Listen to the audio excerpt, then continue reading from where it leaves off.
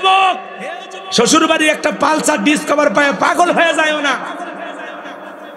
একটা যৌতুকের মোটরসাইকেল পাইলে শাশুড়ির দরজায় ব্রেক করে ডাক দেয় আম্মা। শাশুড়ি কয় জামা একটা পাইছি, ছোটবেলায় মাদ্রাসায় পড়েছে, গুন্না মুখস্থ, কথা কয় না, কথা কয় না। শ্বশুরের দেখলে আব্বা কেমন আছেন, আব্বা কি খেয়েছেন, আব্বা কোথায় যাচ্ছেন। শ্বশুর কয় মারাত্মক জামাই পাইছি, ছোটবেলায় মাদ্রাসায় পড়েছিল, কল কলার সব হরফ মুখস্থ। শ্বশুরক ডাকে আব্বা আম্মা, আর মা বাবার ডাকে বুড়া বুড়ি।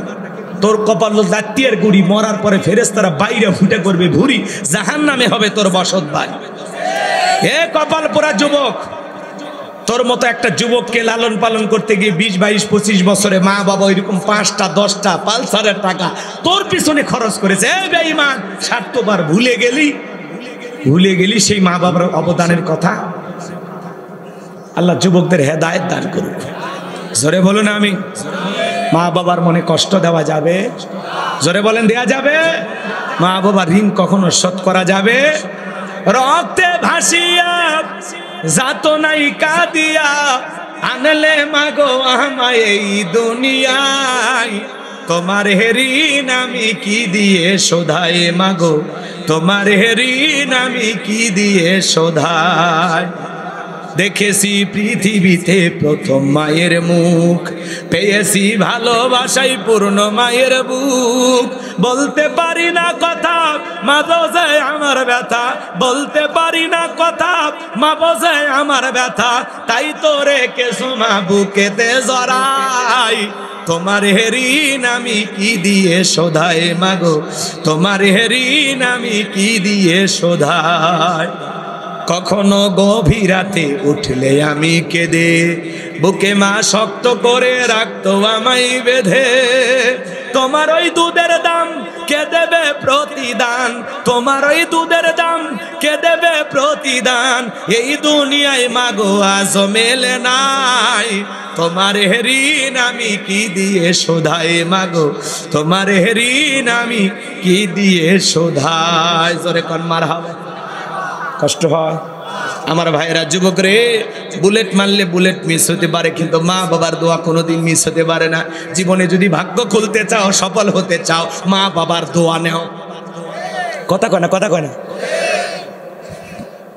মা বাবা যদি বদদোয়া করে, কোটিপতি থেকে আল্লাহ ফকিরপতি বানায় দিবে। আর মা বাবা যদি দোয়া করে, ভ্যান চালক রিক্সা চালক থেকে আল্লাহ কোটিপতি বানায় দিবে। এই জন্য যুবক, কখনো মা বাবার মনে কষ্ট দেওয়া যাবে না। তাহলে নবী মূসা আলাইহিস সালামের সাথে একটা কসাই জান্নাতে যাবে মায়ের দোয়ার কারণে। মায়ের দোয়ার পাওয়ার আছে না? জোরে বলেন আছে না? না। সেই মা বাবার সাথে আমরা কখনো অবহেলা করব না। আজকে আমি আমার মা বাবার সাথে যা করব, আমার সন্তানও তাই করবে। বিদায় সাবধান, সাবধান। 2 দিন আগে আর পরে কোনো মা বাবাকে অবহেলা করা যাবে না। আমার ভাইয়েরা, লম্বা করার সুযোগ নাই, যে কথা বলতে চাচ্ছিলাম দিল দিয়া কথাগুলো বুঝবেন। আমার আল্লাহ রাব্বুল আলামিন বলেন, ফি জান্নাতি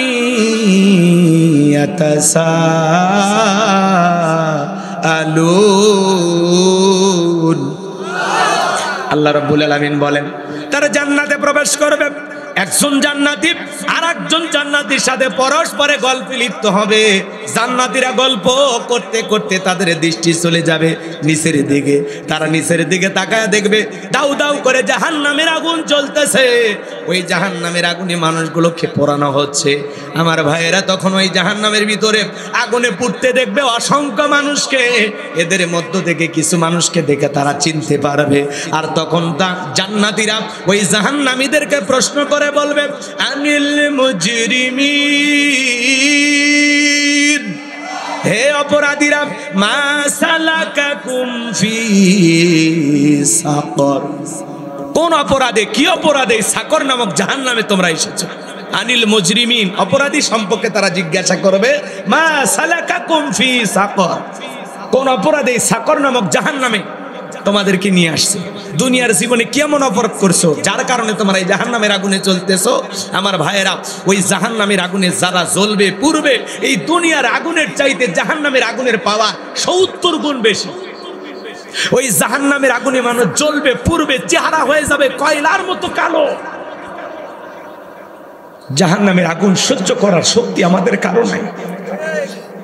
হযরত আবু হুরায়রা বলেন, আল্লাহ জাহান্নামের আগুনকে 1000 বছর জ্বালায়া জাহান্নামের আগুনের কালার হয়েছিল সাদা, আবার 1000 বছর জ্বালায়া জাহান্নামের আগুনের কালার হয়েছিল লাল বর্ণ, আবার 1000 বছর জ্বালায়া জাহান্নামের আগুনের কালার হয়ে। ও ঠিক বলছি আমি? ঠিক বলছেন। পুরুষের ইশারা তো কাজে লাগে, মাইয়া মানুষ ইশারা দিলে ঝড়ের বেগে দৌড় মারে, বুঝেন নাই? আমার ভাষা মনে হয় বুঝতে কষ্ট হয়, কথা ক্লিয়ার শোনা যায় তো নাকি?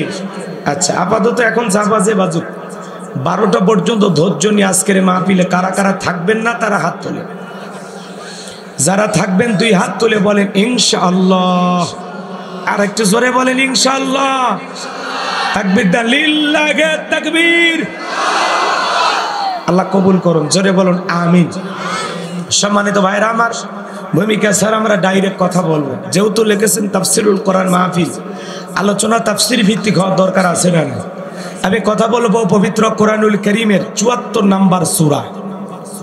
একটু কথা বলতে হবে আমার সাথে, আমি করবো ওয়াজ, আপনারা দেবেন আওয়াজ, জবাব দিবেন ঠিক ঠিক। আলোচনা হবে কমপ্লিট, শ্রোতাদের স্পিরিটে বারে বক্তার হিট, আলোচনা হবে জায়গা মতো ফিট। আগে বলতাম কিছু আজ প্যান্ডেলে, কিছু আজ অ্যাঙ্গেলে, এখন আর অ্যাঙ্গেলে না, যা বলবো সব ডাইরেক্ট। অ্যাঙ্গেলে বলার দিন শেষ, ডাইরেক্ট বলার বাংলাদেশ, কথা বলে ঠিক কিনা? সূরার নাম মুদ্দাসির, বলেন কি নাম? মুদ্দাসির। পবিত্র কোরআনুল কারীমের 74 নাম্বার সূরা, মোট আয়াত আছে 56টি, রুকু আছে 2টি। বিশ্ব নবীর মক্কার জিন্দেগিতে এই সূরাটি নাজিল হয়েছে, একেবারে বিশ্ব নবীর জীবনের সূচনা লগ্নে এই সূরাটি নাজিল হয়েছে। চিৎকার মেরে বলুন সুবহানাল্লাহ। মুদ্দাসির মানে পোশাক পরিহিত। আমরা যে আয়াত কারিমাগুলো তিলাওয়াত করেছি, অনেকগুলো আয়াত, একটি আয়াতের আলোচনা যদি আমরা করি 1 ঘন্টা করে লাগবে, তাহলে আমি প্রায় বেশ কয়েকটি আয়াত কারিমা আপনাদের সামনে তেলাওয়াত করেছি। লম্বা করার সুযোগ নাই, যে কথাগুলো না বললেই নয়, যে কথাগুলো আমরা সহজে বললে বুঝবো সেভাবে আমি বলার চেষ্টা করব। আল্লাহ যেন তার এই গোলামকে বলার তৌফিক দান করেন, জোরে বলুন আমিন। আমার কোনো জ্ঞান নাই, জ্ঞান দেওয়ার মালিক কে? ক্বালু সুবহানাকা লা ইলমা লানা ইল্লা মা আল্লামতানা ইন্নাকা আনতাল আলিমুল হাকীম, বলুন সুবহানাল্লাহ। জ্ঞান দেওয়ার মালিক কে? এই যে আপনারা যে মাহফিলে বসেছেন, বলেন তো বাজার, এই মাহফিলে বসলে লাভ না লস? 500 রাকাত নফল নামাজ পড়লে যে সব হয়, যারা কোরআন শোনার জন্য 1 ঘন্টা সময় ব্যয় করতে পারবেন, 500 রাকাত নফল নামাজ পড়লে যে সব হয়, সেই সমপরিমাণ সব আল্লাহ তাআলা আপনাদের আমল নামায় লিখে দেবেন, বলুন সুবহানাল্লাহ। এই জন্য এই মাহফিলে বসলেই লাভ, বসলেই লাভ। যারা বসতে পেরেছেন তারা বড় ভাগ্যবান। আমার আল্লাহ রাব্বুল আলামিন বলেন, وَإِذَا قُرِئَ الْقُرْآنُ فَاسْتَمِعُوا لَهُ وَأَنصِتُوا لَعَلَّكُمْ تُرْحَمُونَ। সূরা আরাফ আয়াত নাম্বার 204। আমার আল্লাহ রাব্বুল আলামিন জানিয়ে দিলেন, তোমাদের সামনে যখন কোরআন পাঠ করা হয়, কোরআনের আলোচনা করা হয়, চুপ করে কান লাগিয়ে মনোযোগ সহকারে কোরআনের কথাগুলো শ্রবণ করো। যারা চুপচাপ কোরআনুল কারীমের কথাগুলো শ্রবণ করবে, আমার আল্লাহ রাব্বুল আলামিন আসমান থেকে তাদের উপরে আল্লাহ রহমত বৃষ্টির মতো নাজিল করবেন, বলুন সুবহানাল্লাহ। তাহলে কোরআনের কথাগুলো শুনলে লাভ না ক্ষতি? আরেকটু জোরে বলেন, ওয়াযাক্কির ফাইন্না যিকরা তানফাউল মুমিনিন। সূরা জারিয়ার 55 নাম্বার আয়াত। আল্লাহ ডেকে বলেন, যারা আমার মুমিন বান্দা, তাদের সামনে যখন কোরআন দিয়ে ওয়াজ করা হয়, কোরআন থেকে উপদেশ দেওয়া হয়, এই কথাগুলো শোনার পরে আমার মুমিন বান্দাদের উপকারে আসবে, বলুন সুবহানাল্লাহ। তাহলে কোরআনের কথা শুনে প্যান্ডেলে রাখবেন নাকি বাড়ি পর্যন্ত নিয়ে যাবেন? কথা কয় না গো? বাড়ি পর্যন্ত নিয়ে যাওয়া দরকার আছে না? নাই? আমার আল্লাহ রাব্বুল আলামিন বলেন, আল্লাযীনা ইয়াসতামিউনাল কাওলা ফায়াত্তাবিউনা আহসানাহু উলাইকাল্লাযীনা হাদাহুমুল্লাহু ওয়া উলাইকা হুম উলুল আলবাব। সূরা জুমার আয়াত নাম্বার 18 আল্লাহ রাব্বুল আলামিন বলেন, যারা মনোযোগ দিয়ে কোরআনের কথাগুলো শ্রবণ করে, এখান থেকে যেটা উত্তম কথা, ভালো কথা, সেটা আমল করার নিয়তে গ্রহণ করে, যারা ভালোটা উত্তমটা গ্রহণ করে, আমার আল্লাহ রাব্বুল আলামিন বলেন, উলাইকাল্লাযিনা হাদাহুমুল্লাহু, আমি আল্লাহ পাক তাদের জন্য হেদায়েতের রাস্তাটাকে সহজ করে দেব। ওয়া উলাইকা হুমুল আলবাব, কোরআন থেকে কেবলমাত্র তারাই উপদেশ গ্রহণ করে যারা হলো বুদ্ধিমান। সুবহানাল্লাহ বলে। আমার বিশ্বাস মহেশপুরের মানুষ বুদ্ধিমান, ঝিনাইদহের মানুষ বুদ্ধিমান। বুদ্ধি আছে আপনাদের? কথা কয় না, কথা কয় না। বুদ্ধি আছে না নাই? বুদ্ধি ছাড়া মানুষ চলে? একটা পাগলেরও বুদ্ধি আছে, একটা শিশুরও বুদ্ধি আছে। কথা কয় না। রাগ করতেছেন আপনারা? কম বেশি সকলকেই আল্লাহ তাআলা আকল দিয়েছেন, জ্ঞান দিয়েছেন। আশা করি এখান থেকে ভালো যে কথাগুলো বলবো সেটা গ্রহণ করে বাড়ি পর্যন্ত নিয়ে যাবে ইনশাআল্লাহ। বক্তা শ্রোতা সবাইকে আল্লাহ পাক আমলের নিয়তে কথাগুলো বলার এবং শোনার তৌফিক দান করুন। জোরে বলুন আমিন। আমি কথা বলবো আল্লাহর কোরআন থেকে। এই কোরআনের মধ্যে কোনো ভেজাল আছে? জোরে বলেন, ভেজাল আছে? মিথ্যা আছে? ধোঁকা আছে? থাকবে কি করে? কিতাবটি নাজিল করেছেন কে? আল্লাহ রাব্বুল আলামিন বলেন, যালিকাল কিতাবু লা রাইবা ফি, এটি এমন একটি কিতাব, সেই কিতাবের মধ্যে কোনো সন্দেহ নাই, কোনো সংশয় নাই, কোনো মিথ্যা নাই, কোনো ধোঁকা নাই। There is no doubt. বলুন আল্লাহু আকবার। হুদাল্লিল মুত্তাকিন, মুত্তাকি বান্দাদের জন্য গাইডলাইন হিসাবে, পথ প্রদর্শক হিসাবে আসমান থেকে কিতাবটি নাজিল করেছেন কে? সেই কিতাবের আলোচনা ধৈর্য নিয়ে শুনবেন তো ইনশাআল্লাহ। আল্লাহ শোনার এবং আমি গুনাহগারকে বলার তৌফিক দান করুন। জোরে বলুন আমিন। আমা তৌফিকি ইল্লা বিল্লাহ। আল্লাহর উপরে তাওয়াক্কুল করে, আল্লাহর উপরে ভরসা করে আমরা আলোচনা শুরু করছি। জবান ছেড়ে সবাই একটু মহাব্বতে আমার সঙ্গে তেলাওয়াত করুন। আউযু বিল্লাহি মিনাশ শাইতানির রাজিম। বিসমিল্লাহির রাহমানির রহিম। বিতাড়িত মুর্দার শয়তানের কাছ থেকে আল্লাহ পাকের কাছে আশ্রয় প্রার্থনা চাচ্ছি। পরম করুণা অসীম দয়ালু আল্লাহ তাআলার নামে শুরু করছি। আমরা যে কোনো কাজ শুরু করবো কার নামে? একটু জোরে বলেন না, কার নামে? আল্লাহর নামে কাজ শুরু করলে কল্যাণ আছে না নাই? বরকত আছে না নাই? তাহলে শুরু হয়ে গেল আলোচনা। আমার আল্লাহ রাব্বুল আলামিন বলেন, কুল্লু নাফসিম বিমা কাসাবাত রহিনা। আরো আস্তে কোন আল্লাহু আকবার। আচ্ছা, আমার কথা কি আপনারা কষ্ট পাচ্ছেন? অরাব্বাকা ফাকাব্বির, তাকবীর হবে রবের নামে, স্লোগান হবে রবের নামে। যেই জমিনে আল্লাহর শ্রেষ্ঠত্ব বরত্ব ঘোষণা করা হয়, সেই জমিনে কখনো শয়তানি শক্তি টিকতে পারে না। এজন্য লিখেছেন তাফসীরুল কোরআন মাহফিল। আমি কি ঘটনা বলবো নাকি তাফসীর শুনবেন? তাহলে কথা বলালেন একটু মহাব্বতে। আমি আয়াতগুলো শেষ করলে একটু তাকবীর দিবেন, দিয়ে আমাকে একটু সচেতন করবেন, আমাকে একটু জাগ্রত রাখবেন। আমার ভিতরে ধাক্কা দিয়ে বুঝাবেন, হুজুর এটা ওয়াজ করার মাঠ, এটা ঘুমানোর খাট না। কথা কি বুঝতে পারছেন? পারবেন তো ইনশাআল্লাহ? তাকবীর দেন, লিল্লাহি তাকবীর। একটু হাত উঁচু করেন তো, সবাই উঁচু করেন তো। আমার মতো মুষ্টি পাকান, সবাই মুষ্টি পাকান, ছেড়ে দেন, ছেড়ে দেন। হাতটা বুকের কাছে মুষ্টি পাকায় নিয়ে আসেন। আমি বলবো লিল্লাহি তাকবীর, হাত দুটো উঁচু করে বলবেন আল্লাহু আকবার। পারবেন তো? এত জোরে আওয়াজ দেবেন আশেপাশের লোকজনের যেন ঘুম ভেঙে যায়, শয়তান থাকলে যেন বর্ডার খোঁজে পালানোর জন্য। পারবেন তো ইনশাআল্লাহ? Ready ready. লিল্লাহি তাকবীর। আরেকবার হাত নামান, লিল্লাহি তাকবীর। আল্লাহ কবুল করুন। জোরে বলুন আমিন। আমার ভাইয়েরা, আমার আল্লাহ রাব্বুল আলামিন বলেন, কুল্লু নাফসিম বিমা কাসাবাত রহিনা। আল্লাহু আকবার। আমার আল্লাহ রাব্বুল আলামিন বলেন, প্রত্যেকটা ব্যক্তি তার নিষ্কৃত কর্মের ব্যাপারে আবদ্ধ, নিষ্কৃত কর্মের ব্যাপারে আবদ্ধ, দায়বদ্ধ। রহিনা মানে বন্ধক, আবদ্ধ হওয়া, বন্ধ করা। দিল দিয়ে কথাগুলো বুঝবেন। কুল্লু নাফসিম বিমা কাসাবাত রহিনা। প্রত্যেকটা ব্যক্তি তার নিষ্কৃত কর্মের ব্যাপারে আবদ্ধ থাকবে। আপনার জীবনের কৃতকর্মের ব্যাপারে আপনি নিজের কাছে কি আবদ্ধ, দায়বদ্ধ। আপনার জীবনের কৃতকর্মের হিসাব আপনাকেই দিতে হবে। আপনার ছেলে মেয়ে দেবে না, স্ত্রী দেবে না, সন্তান দেবে না, আপনার দল দেবে না, আপনার গ্রামবাসী দেবে না। আপনার জীবনের কৃতকর্মের হিসাব পাই টু পাই আল্লাহর কাছে একদিন দিতে হবে। কাকে? আপনাকেই। কথা বলেন ঠিক কি না? এই জন্য আল্লাহ তাআলা বললেন কুল্লু নাফসিম বিমা কাসাবাত রহিনা, প্রত্যেকটা ব্যক্তি তার নিজ কৃতকর্মের ব্যাপারে আবদ্ধ। কথায় আছে না, যেমন কর্ম তেমন ফল, বিশ্বাস নাই করিয়া দেখো বেহেশত আর দোজখ সার, বিশ্বাস নাই মরিয়া দেখো। তো আয়াতের ব্যাখ্যায় তাফসীর ইবনে কাসির থেকে বলছে, তাফসীরকারকেরা লিখেছেন যদি কেউ সৎ কর্ম করে, ভালো কর্ম করে, এই ভালো কর্মের ফলাফল হলো জান্নাত। সুবহানাল্লাহ বলেন। আর যদি কেউ মন্দ কৃতকর্ম করে, খারাপ কৃতকর্ম করে, বাজে কৃতকর্ম করে, এর ফলাফল হলো জাহান্নাম। তাহলে এদিকে খেয়াল করেন, ভালো কর্মের ফলাফল জান্নাত আর মন্দ কর্মের ফলাফল জাহান্নাম। কি কথা বোঝা যায়? রাগ করবেন না তো ইনশাল্লাহ? এইবার চলেন আমি কথাগুলো ভেঙে ভেঙে বলবো। এ ভাই কি কেন কেন কিসের 12টা বাচ্চা? নিজের জবানের দাম ঠিক রাখা লাগবে। ওয়াদা ভঙ্গ করা কিসের লক্ষণ? আপনারা ফাইজলামি করবেন না, খবরদার। আর যদি উঠে যান আমি 30 সেকেন্ড চোখ বন্ধ করে চলে যান।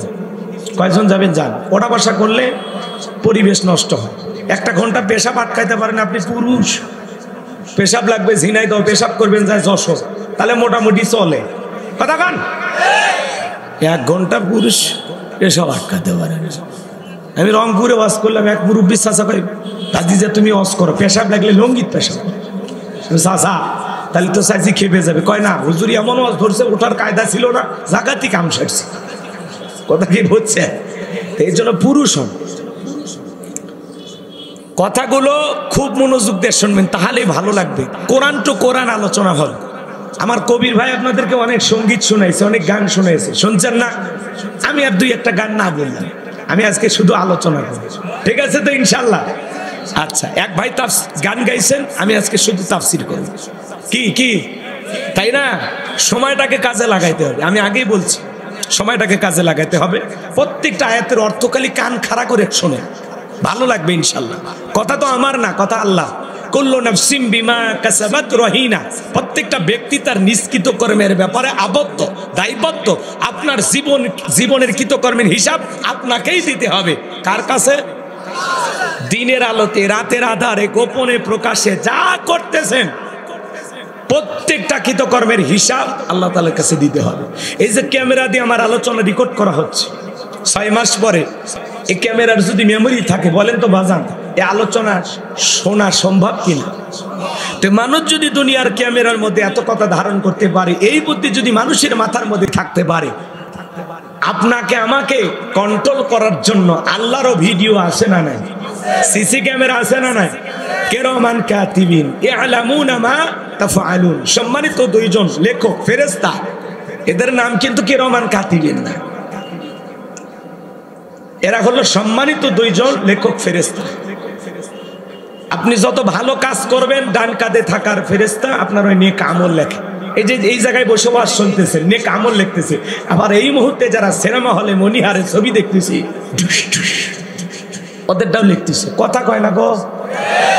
এই মুহূর্তে যদি কেউ পতিতালয়ে যায়, তারটা ভিডিও হচ্ছে। তার মানে দুনিয়ার ক্যামেরা দিয়ে আমার আলোচনা যেমন রেকর্ড করা হচ্ছে, আল্লাহর ফেরেশতারা প্রত্যেকটা মানুষের কৃতকর্মগুলো রেকর্ড করতেছে, অডিও এবং ভিডিও। এই বিশ্বাস আপনাদের আছে না নাই? সরকার একটা রাষ্ট্র চালাইতে গেলে তার যেরকম সিআইডি থাকে, ডিবি থাকে, গোয়েন্দা বাহিনী থাকে, আল্লাহরও গোয়েন্দা ফেরেশতা আছে না নাই? আল্লাহ বলেন মা ইয়ালফিজু মিন কাউলিন ইল্লা লাদাইহি রাকিবুন আতীদ। আল্লাহু আকবার। আল্লাহ বলেন বান্দা এমন কোন কথা বলে না, এমন কোন কর্মকাণ্ড করে না যা রেকর্ড করার জন্য আমার ফেরেশতারা নাই।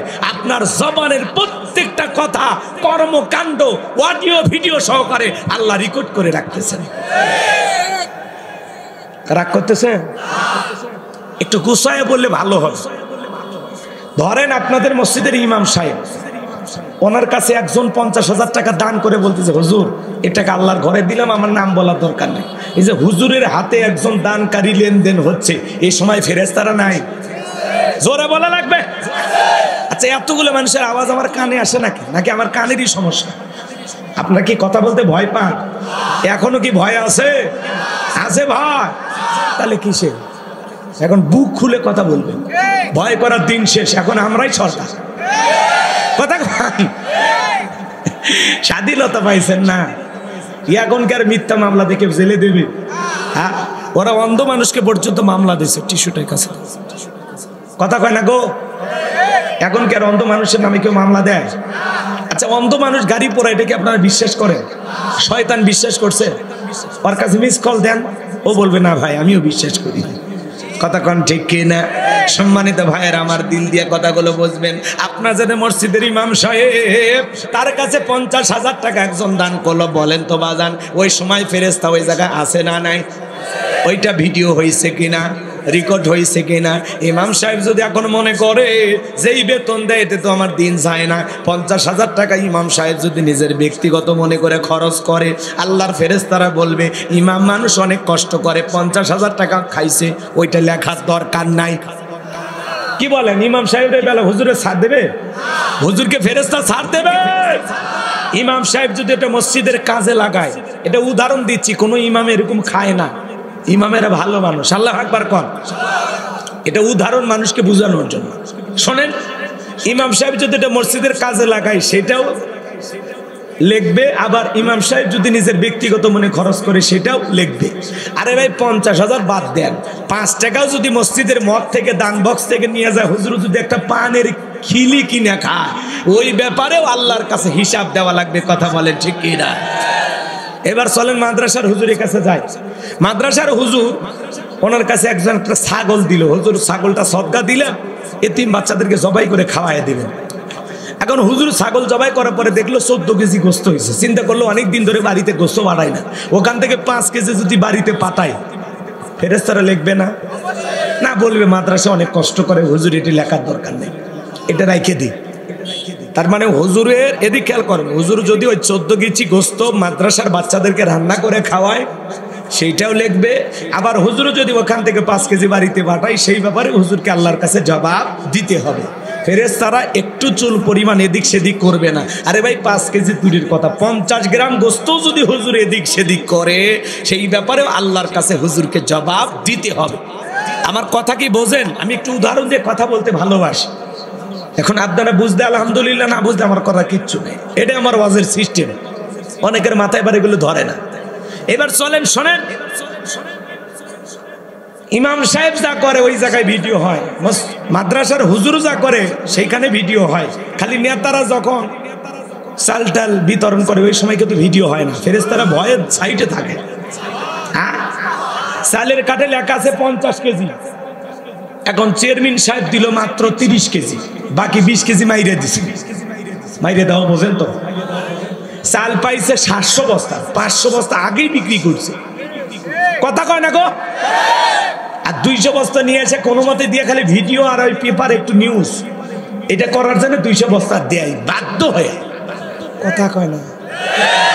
এখন চাল পাওয়ার কথা 50 কেজি, সেই জায়গায় যদি 30 কেজি বিতরণ করে, যে কাঠ নিয়ে চাল নিল গরিব মানুষ, ও বলতেছে ভাই আমি তো 50 কেজি পাইতে 30 কেজি দিলেন, বাকি 20 কেজি কয় এগুলো কর্মী পালতে অনেক টাকা লাগে, তাদের মোটরসাইকেল তেল কিনে দেওয়া লাগে, বেশি বোঝো তুমি, বেশি কথা বলে বাকি 30 কেজি রেখে দেবে। কথা কন ঠিক কিনা? এই যে চেয়ারম্যান সাহেব এই যে আচরণটা করলো, ফেরেশতারা নাই? ভিডিও হয়েছে না? রেকর্ড হয়েছে না? রেকর্ড হয়েছে। চেয়ারম্যান সাহেব যদি 50 কেজি জনগণের আমানত 50 কেজি বুঝায় দেয়, সেইটাও আল্লাহর ফেরেশতারা লিখে রাখবে, চেয়ারম্যানের কপাল খুলবে। আবার চেয়ারম্যান যদি দুর্নীতি করে 50 কেজির জায়গায় 30 কেজি দিয়ে 20 কেজি মাইরা দেয়, ওই জায়গায় চেয়ারম্যানের কপাল পুড়বে। ওই 20 কেজির ব্যাপারে আল্লাহর কাছে হিসাব দেওয়া লাগবে। কিয়ামতের ময়দানে অনেক নেতা চাল ডাল ডেউটিন সহ কিয়ামতের ময়দানে হাজির হবে। মানুষ দেখে বুঝবে এই সেই নেতা যে দুর্নীতি করছে, চুরি করছে। কথা বলে ঠিক কিনা? 11 লক্ষ কোটি টাকা দুর্নীতি করে বিদেশে পাচার করেছে, যা ইচ্ছা তাই করেছে, বেগম পাড়া বানাইছে, ব্যাংকে কারি কারি টাকা। কথা বলেন না কেন? আজকে কই গেছে ওদের? এজন্য জুলুম করতে নাই। জুলুমের শেষ পরিণতি পরাজয়, আর মাজলুমদের শেষ পরিণতি হলো বিজয়। কথা বলেন ঠিক কিনা? জনগণের আমানতের খিয়ানত করতে নাই। ক্ষমতা আল্লাহর দেয়া নিয়ামত, জনগণের দেয়া আমানত। নিয়ামত পেয়ে প্রশংসা আদায় করা লাগে, আমানতের দায়িত্ব সঠিকভাবে পালন করা লাগে। আমানতের খিয়ানত করলে আল্লাহর কাছে জবাব দিতে হবে কিনা বলেন আমার ভাইয়েরা? তাহলে নেতা যা করে সেইটা ভিডিও হয়, খালি যুবকেরা যা করে আল্লাহর ফেরেশতারা ভিডিও করে না। একটা যুবক পার্কে বান্ধবীর হাত ধরে বসে আছে, ওই জায়গায় ফেরেশতা নাই? না, পার্কে কিন্তু ফেরেশতারা শর্মেই যায় না। যেখানে পোলা পান বাচ্চা মানুষ কি করে না করে দরকার নাই। আর 14ই ফেব্রুয়ারির দিনে সব ফেরেশতা তো ছুটি যায় না, কি কর? ফেরেশতাদের ছুটি আছে, ঘুমায়, খায়। খাইতে গেলে তো আধা ঘন্টা অকাম বদকাম করতে নেই, আধা ঘন্টা লিখতে পারতো না। ওরা খায়ও না, ঘুমায়ও না, 24টা ঘন্টায় লিপিবদ্ধ করা হচ্ছে। কথা বলে ঠিক কিনা? এই যে মাহফিলে বসে যদি আপনারা ভালো চিন্তা করেন, ভালোটাও লেখা হবে, মন্দ চিন্তা করলে ওইটাও লেখা হচ্ছে। এই যে ওঠা বসা কৃষক করেন কি?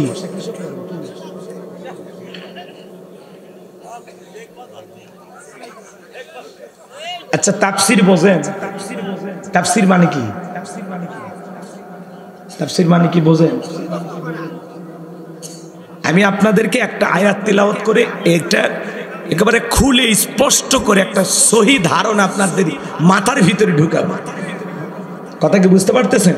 শুধু আয়াত তিলাওয়াত করলাম আর বললাম তাহলে তো বুঝবেন না। ওই আয়াত প্রসঙ্গে যে কথাগুলো আপনাদেরকে যত সহজভাবে আপনাদের মাথার ভিতরে ঢুকানো যায় সেই চেষ্টাটা আমি করতেছি।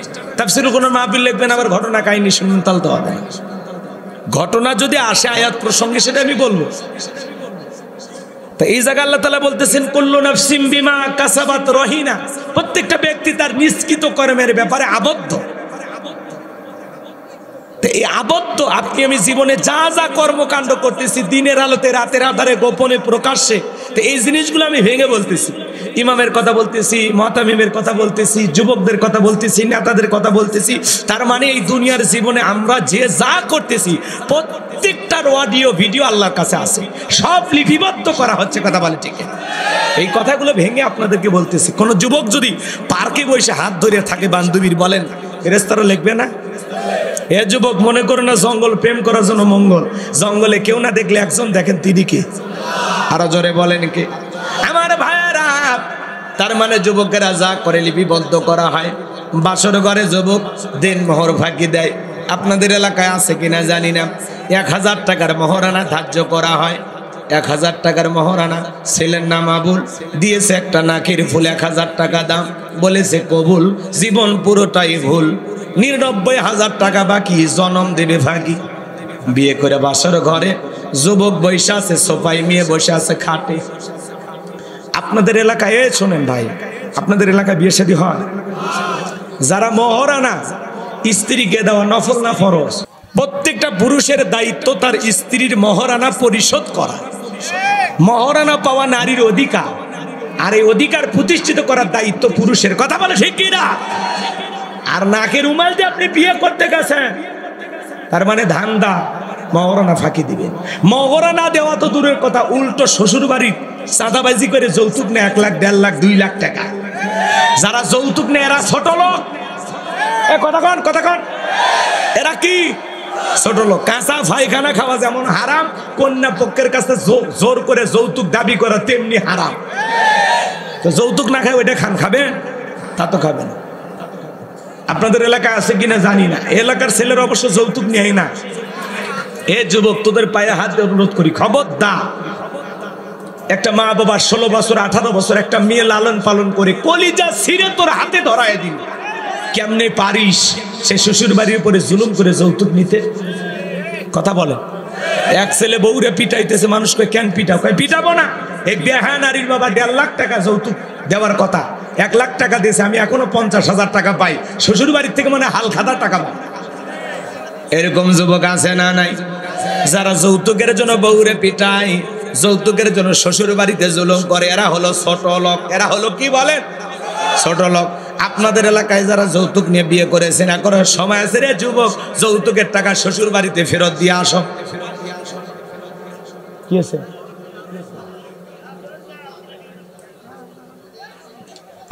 সমস্যা যৌতুক নিয়ে ওয়াজ করলে সমস্যা নাকি? এগুলোরও ঝামেলা আছে। এক মাহফিলে গেলাম, কয় হুজুর কি ওয়াজ করবেন? আমি বলি ভাই অবস্থা খারাপ, আপনারাই বলেন যেটা করলে ভালো। তখন বলতে হুজুর আপনার মাহফিলে যুবক বেশি, তো দেখেন কি ওয়াজ করা যায়। আমি কই বিয়ে নিয়ে ওয়াজ করি। হ্যাঁ হুজুর খুবই ভালো। তো ওয়াজ করতে করতে এক সময় ধাম করে যখনই যৌতুকের কথা বলতেছে, বলছে হুজুর ওই কথা বললেন না, কয়েকদিন আগে আপনার পাশে যে বসে আছে ও ছেলের বিয়ে দিয়ে 5 লাখ নিয়েছে। কথা বলছেন না? এই হলো ঝামেলা। হক কথা বলতে গেলে ঝামেলা আসে। কথা কন ঠিক কিনা?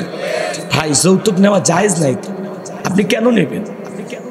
আর হারামে কোনো বরকত নাই। শ্বশুর বাড়ি থেকে 1.5 লাখ টাকা নিয়েছেন না, ওইটা বিয়ের অনুষ্ঠান পাড়ি দিতে দিতে কোন দিকে যে খরচ হয়ে যাবে আপনি ওই টাকা খুঁজেই পাবেন। এই ওই টাকা নিয়ে কি লাভ? শ্বশুরের মনে কষ্ট দেওয়া। একটা মেয়েকে ফুটান্ত গোলাপের মতো আহা কত কষ্ট করে লালন পালন করে, কইরা তোমার মতো একটা অপরিচিত ছেলের হাতে তুলে দিল, ওনার বাড়ি চৌগাছা, আর বিয়ে দিল সেই গোপালপুর। আহারে চেনে না জানে না, তোমার হাতে তুলে দিল একটা জীবন্ত ফুটান্ত গোলাপ। ওর মা বাবা ওর খেদমত নিতে পারলো না, সারাটা জীবন এই মেয়ে তোর খেদমত করবে, তোমার পরিবারে খেদমত করবে। এ যুবক, তোমার পোশাক আশাক পরিষ্কার করবে, তোমার জন্য রান্না করবে, তোমার সন্তান গর্ভে ধারণ করবে, সারাটা জীবন সে তোমার জন্য উপকার করবে। ওর মা বাবা তো কিছুই পাইল না। পারলে তো শ্বশুরকে আর একটা মোটরসাইকেলে দেওয়া দরকার। আব্বা যে জিনিস আমারে দিয়েছেন। কথা কয় না, কথা কয় না। রাগ করেছেন মনে হয় আপনারা। আল্লাহ আমাদের সবাইকে সঠিক বুঝ দান করুন, জোরে বলুন আমিন। লম্বা আমি করবো না ভাইয়েরা আমার। বাসর ঘরে বৈশা আছে, স্ত্রী ডেকে বলে স্বামী কাছে আসো না। কেন? বলে না কাছে যাওয়া যাবে না। কেন? কয় হুজুর বলেছে মহারানা পরিশোধ না করে স্ত্রীকে স্পর্শ করা যাবে না। মেয়েটা টেনশনে পড়ে গেল। স্বামী তোমার কাছে কি টাকা নাই? বলে না টাকা নাই। টাকা থাকলে কি আমি এর জায়গায় বসে থাকি? তো হুজুর কি আর কিছুই বলে নাই? হুজুর বলেছে বউ যদি মাফ করে দেয়, প্রথম দিনে আপনার বউ 1 লাখ টাকা মাফ করে দিবে, এরকম ডিল কারো আছে? হ্যাঁ, এটা মাফ করে নেওয়া না ব্ল্যাকমেল করা। ট্যাপে ভাইলে মাফ নাইতেছে। মেয়েটা তো ইচ্ছা করে মাফ করেনি। মেয়ে চিন্তা করলো বাপ মা গরু ছাগল জবাই করে 300 মানুষকে খাওয়াইয়া শ্বশুর বাড়িতে পাঠাইতে, স্বামী যদি কাছে না আছে ও 7-8 টাকা দেখি করো, তখন বাধ্য হয়ে মাফ করে দেয়। এই সময় ফেরেশতারা ভিডিও করছে কিনা, রেকর্ড হয়েছে কিনা? বাঁচার উপায় নাই রে যুবক। এখন যারা বিয়ে করেছো মহারণা পরিশোধ করো, যে কয় টাকা বাকি আছে আগে ওইটা পরিষ্কার করো। কিছু দিয়ে মাফ নাও। একবারে 1 লাখ টাকা কেউ মাফ করে দেয়, 50,000 টাকা বউকে দেন, দিয়ে বলেন শোনা বাকি 50,000 টাকা 2 মাসের মধ্যে দিয়ে দেবো, আপাতত মাফ করে দিয়ে জীবন শুরু করে। কথা ক্লিয়ার? আর যারা মহারানা না দিয়ে স্ত্রীকে সারাটা জীবন এইভাবে ঘর সংসার করে যাবেন, কঠিন কিয়ামতের ময়দানে জিনাকারী নারী পুরুষের কাতারে আল্লাহ তাআলা আপনাকে দাঁড় করাবে। এখনো সময় আছে। সাধ্য অনুযায়ী, সামর্থ্য অনুযায়ী যতটুকু পারেন বইয়ের মহারানা পরিশোধ করে দেবেন ইনশাআল্লাহ। আল্লাহ বোঝার তৌফিক দান করুক, জোরে বলুন আমিন। আল্লাহ রাব্বুল আলামিন বলেন কুল্লু নাফসিম বিমা কাসাবাত রহিনা। প্রত্যেকটা ব্যক্তি তার নিষ্কৃত কর্মের ব্যাপারে আবদ্ধ থাকবে। আপনার জীবনের কৃত কর্মের হিসাব আপনাকে দেয়া লাগবে। খাদ্যে ভেজাল দিলে হিসাব দেওয়া লাগবে, দুধে পানি মিশাইলে হিসাব দেওয়া লাগবে, জমির আল ঠেললে হিসাব দেওয়া লাগবে। এক ছেলেকে কম দিবেন, আর এক ছেলেকে বেশি দিবেন, ছেলেরে বেশি দিবেন, মেয়েরে কম দিবেন। আল্লাহর কাছে হিসাব দেওয়া লাগবে। কথা কর। আরো কত সমস্যা সমাজে আছে বাজার, কয়টা কথা বলবো, বলতে গেলে তো সারা রাত চলে যাবে।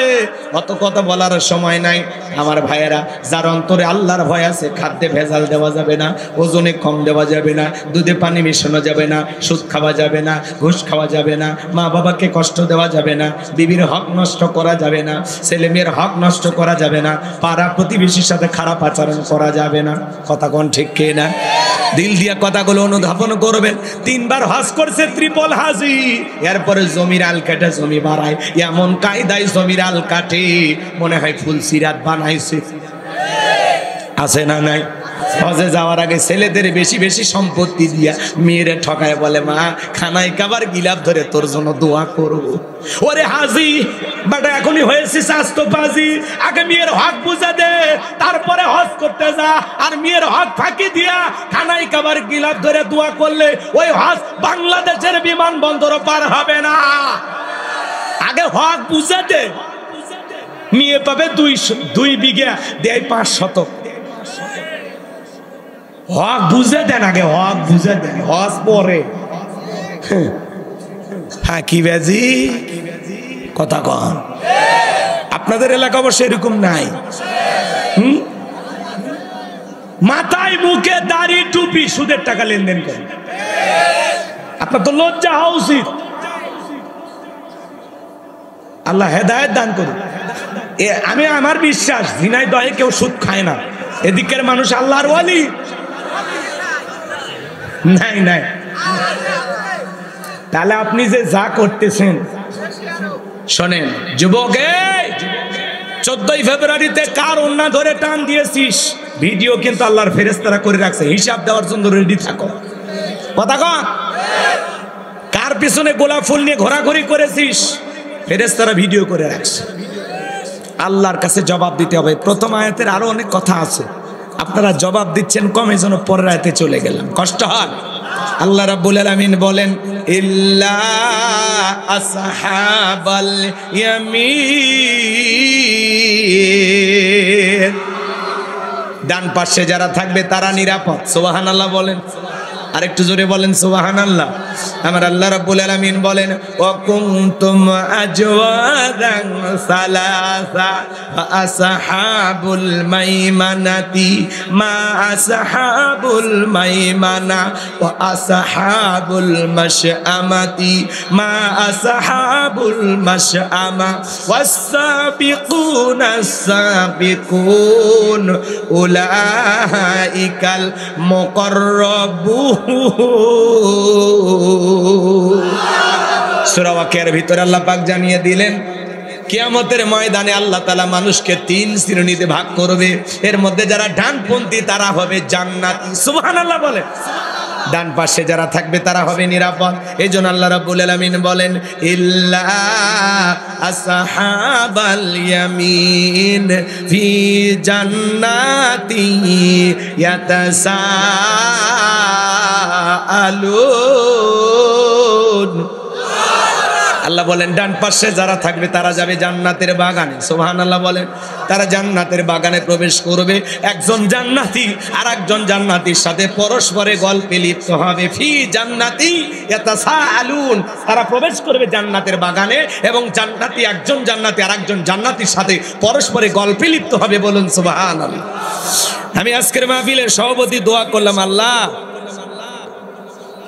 মুহিবুল আলম বিপু সাহেব, আল্লাহ ওরে সভাপতিকে যেই জান্নাত দেবেন আল্লাহ ওই একই জান্নাতে আমারেও কবুল করবেন। আল্লাহ যদি কবুল করে তাহলে জান্নাতের ভিতরে 2 জনের দেখা হয়। উনি তখন বলে আপনি তো আমার এলাকায় ওয়াজ করতে গেছিলেন। হ্যাঁ, ওই আপনি ওই মাহফিলের সভাপতি ছিলেন।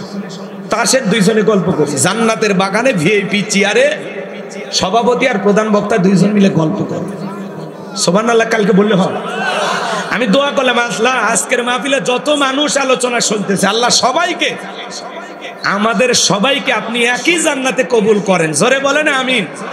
আল্লাহ যদি কবুল করে তাহলে জান্নাতের ভিতরে একে অপরকে দেখে আমরা কি করতে পারবো, চিনতে পারবো। আর চিনার পরে কি হয়, গল্প হয়। সুবহানাল্লাহ। আল্লাহ তাআলা সেই কথা বলতেছেন ফি জান্নাতি ইয়াতাসাআলুন, তারা জান্নাতের বাগানে প্রবেশ করবে, একে অপরের সাথে পরস্পরে গল্পে লিপ্ত হবে। সুবহানাল্লাহ। এখন জান্নাতীরা গল্প করে শোনেন, এই কথা শুনে তো অনেকের মন খারাপ হতে পারে। হ্যাঁ হুজুর দোয়া করলে জান্নাত অতই সহজ। মুসা নবী আল্লাহকে ডেকে বলে আল্লাহ আমারে কি আপনি জান্নাত দেবেন? আল্লাহ বলে নবী মানুষ কেন জান্নাত দেবেন, অবশ্যই দেব। সুবহানাল্লাহ। নবী মুসা ডেকে বলে আল্লাহ আমার জানতে বড় ইচ্ছা হয় জান্নাতে আমার প্রতিবেশী কে হবে, কারণ প্রতিবেশী যদি ভালো হয় বসবাস করে শান্তি পাওয়া যায়। কথা কোন ঠিক কি না? আমাদের সমাজে দেখেন না, এক প্রতিবেশী আর এক প্রতিবেশীর সাথে ঝগড়া কইরা যাতায়াতের রাস্তা বন্ধ করে দেয়। বলে আমার সাথে ঝগড়া করে আমার বুকের উপর দিয়ে হাঁটে যাবি, রাস্তা বন্ধ করে দিলাম, এখন মাথার উপর দিয়ে হাঁট। সামান্য জায়গার বড়াই করে হারি কপাল পোড়া মুসলমান। এই জায়গার মালিক কি আপনি? এ কথা কন না কে? এই জায়গার মালিক আপনি? এক জেলায় ওয়াজ করতে গেলাম, বলে হুজুর এইদিকে আমার বরাব্বার, এইদিকে আমার চাচার, এইদিকে আমার বাবার, এই এলাকাতে সব জায়গা আমাদের, আমাদের আর কারো জায়গা নেই। আমি তখন বললাম সব আপনাদের, সব। তখন বলছে হুজুর বুঝতে পারছি আপনি কি বলতেছেন, বুঝতে পারছি, চলেন। এই কথা বলে কয়েক মিনিট হাঁটেন, আপনাকে দেখাচ্ছি এই যে এলাকাতে আল্লাহরও জায়গা আছে। আমি তখন হাঁটে 1 মিনিট পরে যাই, দেখি সুন্দর একটা মসজিদ। তখন বলতেছে হুজুর এই এলাকাতে আল্লাহর কোনো জায়গাই নাই, এই 10 শতক আমরা আল্লাহ দিচ্ছি, দিয়ে মসজিদ বানাচ্ছি। কথা কয় না, কথা কয় না। এরকম মুসলমান আছে না নাই? আচ্ছা মসজিদ যে জায়গায় হয়েছে ওই জায়গার মালিক কি? ওর বাড়িটা যে জায়গায়, ওই জায়গার মালিক কি? এই যে মাহফিল যে জায়গায় হচ্ছে, এই জায়গার মালিক কি? তাহলে আপনি যে একটা মানুষের যাতায়াতের রাস্তা বন্ধ করে দিলেন, মুসলমান আরো রাস্তায় যদি কোনো কাটা পাথর ইট পড়ে থাকে ওইটা টান দিলে সব পাওয়া যায়, আর আমি যদি আর এক মুসলমানের যাতায়াতের রাস্তা বন্ধ করে দিই সব হবে না গুনাহ হবে? এই মেয়ে আপনি 5 ওয়াক্ত নামাজে মাথা নত করে কপাল কালো করে লাভ আছে? চরিত্র ঠিক করেন, ব্যবহার ঠিক করেন, কথা কোন ঠিক কিনা? মানুষ হন আগে, নামাজ পড়ে আবার মানুষের যাতায়াতের রাস্তা বন্ধ করে দেয় হিংসার ঠেলায়। একটু পানি নামে বাড়ির ধার দিয়ে রাস্তার মধ্যে গর্ত করে রাখছে, আমার বাড়ির ধার দিয়ে আমি পানি নামতে দেবো না। মহেশপুর এলে টুকিটাকি ঝামেলা হয় না, না এলাকায় হয় না ভাইলে ঝামেলা আছে? নাই না এলাকাত নাই। ওটা আমি আমার এলাকার কথা বলতেছি, এলাকার কথা বলে মার খাবো নাকি? হইলে মানিয়ে নেন, তাহলে বুঝে যাবেন বাস্তবে মিলে যাচ্ছে। হুজুর আর কেউ মারবে না ব্যাটটা আসল। আমার ভাইয়েরা দিল দিয়ে কথাগুলো বোঝার চেষ্টা করবেন। আমি গুনাহগার সে কথা বলে যাই, আল্লাহ নবী মুসা আলাইহিস সালাম ডেকে বলেন আল্লাহ জান্নাতে আমার প্রতিবেশী কে হবে আমি জানতে চাই। প্রতিবেশী ভালো হলে বসবাস করে শান্তি পাওয়া যায়, কথা বলেন ঠিক কি না? আর প্রতিবেশী খারাপ হলে বসবাস করে শান্তি পাওয়া যায় না। নবী মুসা ডেকে বলে আল্লাহ জানতে চাই আমার প্রতিবেশী কে হবে জান্নাতে, আর প্রতিবেশী নিয়ে তো মারামারি হবে না, হবে কি কোনো ঝামেলা হবে না? নবী মুসা জানতে চায়। আল্লাহ ডেকে বলে পয়গাম্বার তোমার সাথে জান্নাতে থাকবে যে, তোমার সঙ্গী হবে যে দুনিয়াতে বর্তমানে একজন কসাই সে। নবী মুসা ডেকে বলে আল্লাহ দুনিয়ার এত মানুষ থাকতে কসাই কেন আমার সাথে জান্নাতে যাবে, জানতে বড় আগ্রহ হয় আমার। আল্লাহ ডেকে বলে নবী মুসা সবই যদি আমি বলে দেই তাহলে তোমার দায়িত্বটা কি? কেন জান্নাত দিলাম? জানতে হলে কসাইয়ের কাছে তোমাকে যেতে হবে। আল্লাহু আকবার বলে। ঘটনা বলা মূল উদ্দেশ্য না বাজান, সামনের দিকে যাই গেলে আপনারা বুঝতে পারবেন কেনই বা বললাম। নবী মুসা এবার ওই বাজারে চলে গেল, কসাই সুন্দর করে গোশত বিক্রি করে বাড়ির পথে রওনা করেছেন। আল্লাহ নবী মুসা আলাইহিস সালাম ডেকে বলে কসাই রে আমি যদি তোমার বাড়ির মেহমান হয় তোমার কি কোনো আপত্তি আছে? বলে না। এইবার নবী মুসাকে সঙ্গে নিয়ে কসাই তার বাড়িতে চলে গেলেন। সুন্দর করে গোশত রান্না করার পরে বাটির মধ্যে গোশত নিয়ে তার জনম দুঃখিনী মা অন্ধ চোখে দেখতে পারে না, মায়ের মুখে তুলে তুলে খাওয়ায়। খাওয়া শেষে দুঃখিনী মা 2টা হাত তুলে দোয়া করে বলে আল্লাহ এই জামানার মুসা নবী যেই জান্নাতে থাকবে আমার ছেলেটাকেও আপনি একই জান্নাতে কবুল করে নিও। আল্লাহ গো জামানার নবী মুসা যেই জান্নাতে থাকবে ওই একই জান্নাতে আমার সন্তানটাকে তুমি জায়গা করে দিও। মহিলা দোয়া করলেন, ছেলেটা নবী মুসার কাছে চলে আসলেন, ডেকে বলে এই যুবক, একজন মহিলা দোয়া করলো কে? বলে আপনি কিছু মনে করবেন না, ওইটা আমার মা প্রতিদিন আল্লাহর কাছে দোয়া করে আল্লাহ গো এই জামানার নবী মুসা যেই জান্নাতে থাকবে আমার ছেলেটাকে সে একই জান্নাতে কবুল করে নিও। আপনি বলেন কই জামানার নবী মুসা আর কই আমার মতো সামান্য কসাই আল্লাহকে এই দোয়া কখনো কবুল করতে পারে? নবী মুসা ডেকে বলে কসাই রে আমি হলাম জামানার নবী মুসা আর তোমার মায়ের দোয়া আল্লাহ কবুল করেছেন। আমি যেই জান্নাতে থাকবো সেই জান্নাতের পাশের ফ্ল্যাটে আল্লাহ তোমাকেও থাকার জায়গা করে দেবে। তোমার মায়ের দোয়া কবুল হয়েছে, মায়ের দোয়ার কারণে সন্তান জান্নাতি হয়ে গেল নবী মুসার সাথে। সেই মায়ের সাথে ভালো ব্যবহার করার দরকার আছে না নাই? আপনাদের মা বাবা আছে না নাই? আজকে সমাজের সবচাইতে বেশি অবহেলিত হলো মা বাবা। সন্তানদের দ্বারা লাঞ্ছনা গঞ্চনার শিকার হলো মা বাবা। কথা কন, কথা কন। এই জন্য আল্লাহ বলেন ওয়াকাদা রাব্বুকা আল্লা তা'বুদু ইল্লা ইয়াহু ওয়া বিল ওয়ালিদাইনি ইহসানা। আল্লাহ বলে আমার ইবাদত করো, আমার গোলামি করো, আমার ইবাদতের সাথে কাউকে শরীক করো না। আমার ইবাদতের পর তোমাদের দায়িত্ব হলো মাতা পিতার সাথে খেদমত করা, তাদের সাথে উত্তম আচরণ করা। এ যুবক ভাই, তোমাদের পায়ে হাত দিয়ে অনুরোধ করে বলে যায়, এই দুনিয়ার জমিন আজকে 95% পরিবারে মা বাবা নির্যাতন জুলুমের শিকার। অধিকাংশ সন্তানেরা মা বাবাকে অবহেলা করে। তুমি কি জানো রে যুবক, মা বাবার দোয়ার কত দাম? তুমি কি জানো? আমি হুজুর দোয়া করলে কবুল হইতেও পারে, না হইতে পারে, কিন্তু তোমার মা বাবা যদি তোমার জন্য দোয়া করে, এই দোয়া কখনো আল্লাহ তাআলা ফেরত দেবে না। কথা বলেন ঠিক কিনা? আমার ভাইরা রে, গভীর মনোযোগ দিয়ে কথাগুলো শুনবেন। যুবক তোদের পায়ে হাত দিয়ে অনুরোধ করে বলে যায়, খবরদার মা বাবার সাথে কোনোদিন বেয়াদবি করো না। একটা মা সন্তানের জন্য কত কষ্ট করে যুবক। সন্তান যখন মায়ের গর্ভে চলে আসে, মা খাইতে পারে না, মার বমি বমি হয়। 7-8 মাস যখন হয়ে যায়, সন্তান যখন পেটের ভিতরে নাড়াচাড়া করে, ওই সন্তানের 2টা পা আল্লাহ তাআলা মায়ের কলিজার সাথে সেট করে দেয়। ডাক্তারি গবেষণায় বলা হয়েছে বাজার, আপনি আমি মায়ের গর্ভে যেই জায়গাটাতে থাকি, এই জায়গা মাত্র 10 ইঞ্চি। যেই সন্তান সবচাইতে কম মায়ের পেটের ভিতরে নাড়াচাড়া করে, মায়ের গর্ভে থাকা অবস্থায় ওই সন্তান 4500 বার মায়ের কলিজায় লাথি মারে। 8-9 মাস যখন হয়ে যায়, পেটটা যখন তরমুজের মতো অনেক বড় হয়ে যায়, মা ঘুমাইতে পারে না।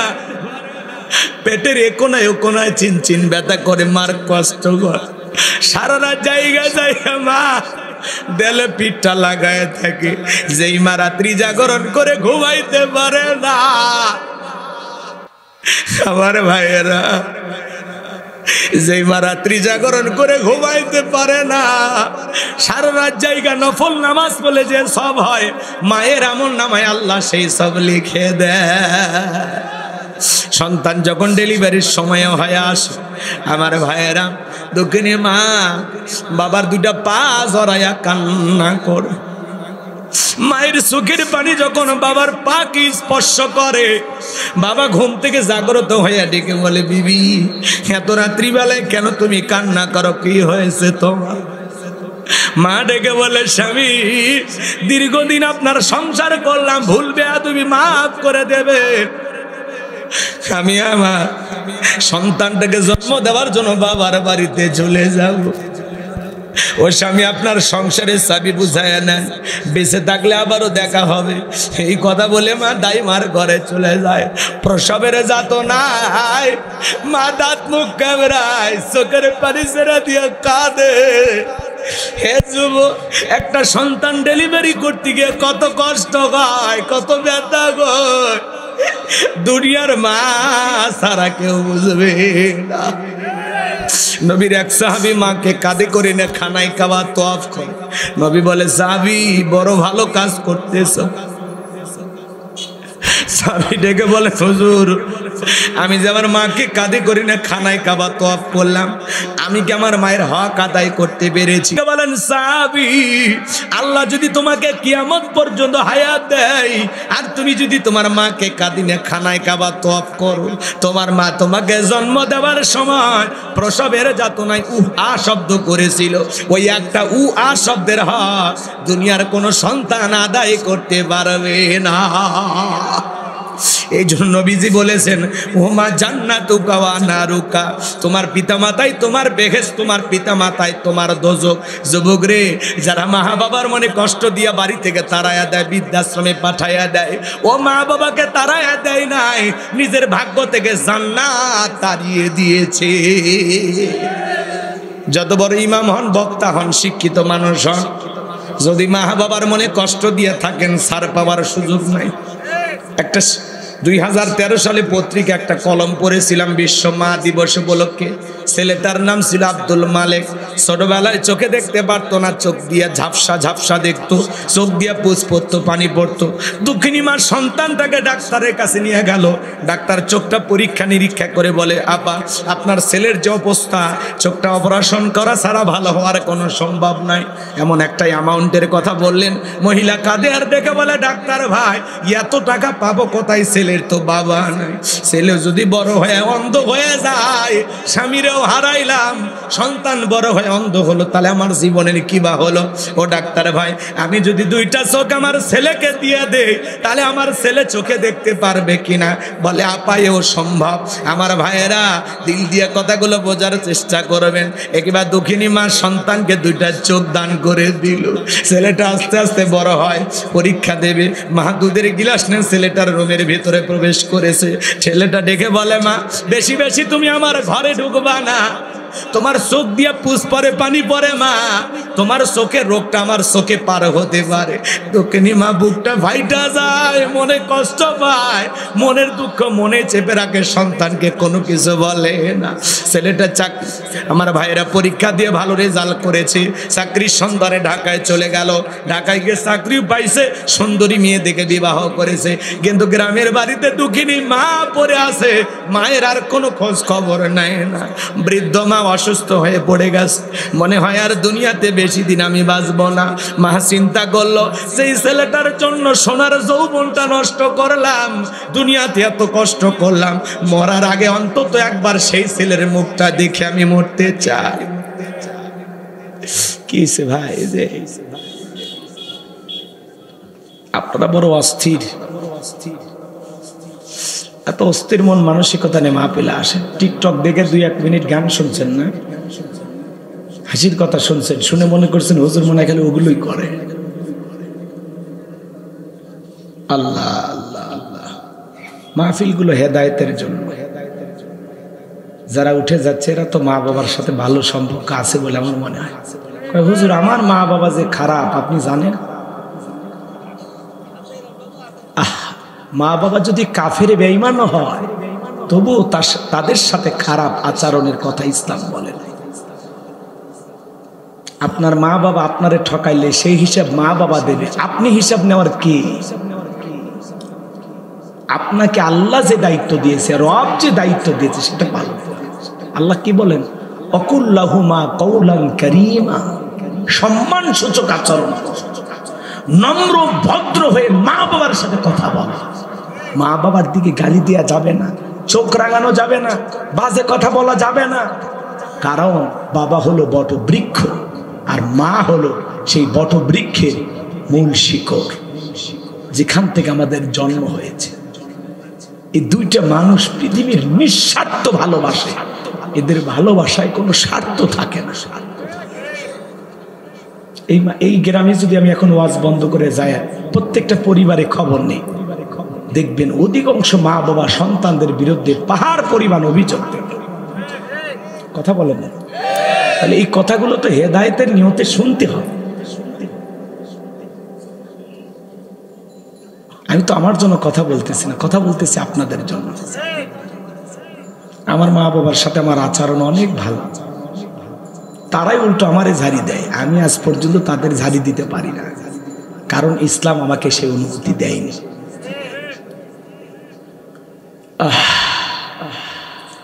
ছেলেটার মা তখন চিন্তা করলো, মরার আগে একবার ছেলেটাকে কি দেখতে চায়। বন্ধু বান্ধবের কাছ থেকে ঠিকানা নিয়ে ঢাকায় চলে গেল। দারোয়ানকে যখন পরিচয় দিয়েছে, দারোয়ান গেটটা খুলে দিয়েছে। দুঃখিনী মা যখন বাড়ির ভিতরে প্রবেশ করেছে, ছেলেটা মাকে দেখার পরে চলে আসে বাজার, দৌড়ে এসে বলে, মা কেন তুমি আমার শ্বশুর বাড়িতে এসেছো? মা যদি আমার স্ত্রী শাশুড়ি শ্বশুর দেখতে পারে, মা তোমার পরিচয়টা আমি দিতে পারবো না, তাড়াতাড়ি করে চলে যাও। এই কথা বলে দুঃখিনী মায়ের হাতে কিছু টাকা দিল। এই মুহূর্তে স্ত্রী চলে আসে, ডেকে বলে, স্বামী কার সাথে কথা বলো? এই সেরা শাড়ি পরা মহিলাটা তোমার কে হয়? ছেলেটা মায়ের পরিচয় গোপন করে বলে, এই মহিলাটা আমার গ্রামের বাড়ির কাজের মহিলা। সরে কন্যা উজবিল। স্ত্রী চলে গেল, দুঃখিনী মার দুই গাল বেয়ে চোখের পানি পরে আর ডেকে বলে, আব্দুল মালেক, তোর বাবা যেদিন মারা গেছে আমি চাইলে অন্য জায়গায় বিয়ে করতে পারতাম, কিন্তু তোর মুখের দিকে তাকাইলে আমার আর দুনিয়ার কিছুই ভালো লাগতো না রে বাবা। আমি আমার যৌবনটাকে উপভোগ করার জন্য চাইলে আর একটা স্বামী ধরতে পারতাম, কিন্তু সে যদি তোর সন্তানের মতো আদর না করত, আমার কাছে ঘুমাইতে না দিত, সে যদি তোর সাথে খারাপ ব্যবহার করত, এইটা দেখা সহ্য করার মতো শক্তি আমার না। এই জন্য আমি তোর মুখের দিকে তাকায়া মানুষের বাড়িতে চাকরের কাজ কইরা, চাকরানির কাজ কইরা তোর মুখে খাবার তুলে দিয়েছি, তোরে পড়াশোনা করাইছি। মাঝে মাঝে যখন অসুস্থ হইতিস রে বাবা, আমি মা সারা রাত জায়গা তোর সেবা করতাম। তাহাজ্জুদের যাই না, মাঝে চোখের পানি ছেড়ে দেখে দেখা যায় আল্লাহকে বলতাম, আল্লাহ আমার হায়াত নিয়ে হলে আমার আব্দুল মালিককে তুমি বাঁচাইয়া রাখো। আজকে বইয়ের সামনে মারে চাকরানি বানা দিলি রে বাবা। এই প্রতিদান যদি তোর কাছে পাবো, এটা যদি আমি কখনো জানতাম, কোনোদিন তোর কাছে মায়ের পরিচয় নিয়ে দাঁড়াইতাম না। এই নে তোর টাকা, তুই পকেটে রাখ বাবা। আমি মা তোর টাকা নিতে আসি নাই, আমি আসছিলাম জীবনের শেষবারের মতো তোর মুখটা দেখার জন্য। দেখার স্বাদ মিটে গেছে বাবা, ভালো থাক, সুখে থাক। বুক ভরা ব্যথা নিয়ে আমি মা চলে গেলাম, আর কোনোদিন মায়ের পরিচয় নিয়ে তোর বাড়িতে আসবো না। এই কথা বলে জনম দুঃখিনী মা চলে গেল। অসুস্থ অবস্থায় বিনা চিকিৎসায় দুঃখিনী মা মারা গেল। এলাকার মানুষ ধইরা মারে দাফন করে দিল। কয়েক মাস পরে চাকরির প্রমোশনে এই ছেলেটা যখন এলাকায় আসছে, হঠাৎ করে মায়ের কথা মনে হয়ে গেছে। দরজায় ডাক দেয়, মা দরজা খোলো। দুঃখিনী মা দরজা খুলবে কিভাবে? আবার মা বলে ডাক দেয়। মা যেই খাঁচাই বসবাস করতো, খাঁচা আছে কিন্তু খাঁচার ভিতরে বসবাস করা মা নামের পাখি উড়াল দিয়েছে। পাশের বাড়ির চাষির ঘুম ভেঙে গেছে। কেবা তুমি মা মা বলে ডাক দাও। ডেকে বলে, চাষি আমারে চেনো না? আমি আব্দুল মালিক, আমার মা কোথায়? দেখে বলে, বাবা আসলি যখন এত দেরি করে কেন আসলি? তোর মা তো অনেক দিন আগে অন্ধকার কবরে চলে গেছে। ছেলেটা হাউমাউ করে কাঁদে আর বলে, চাষি বলেন না আমার দুঃখিনী মার কবরটা কোথায়? এইবার যখন মার কবর দেখা দিয়েছে, মার কবরে মাটি ধরে কান্না করে আর বলে, মা এত বড় ব্যথা দিলাম, এত কষ্ট তোর মনে দিলাম রে মা, একটা বার ক্ষমা চাওয়ার সুযোগ দিলি না।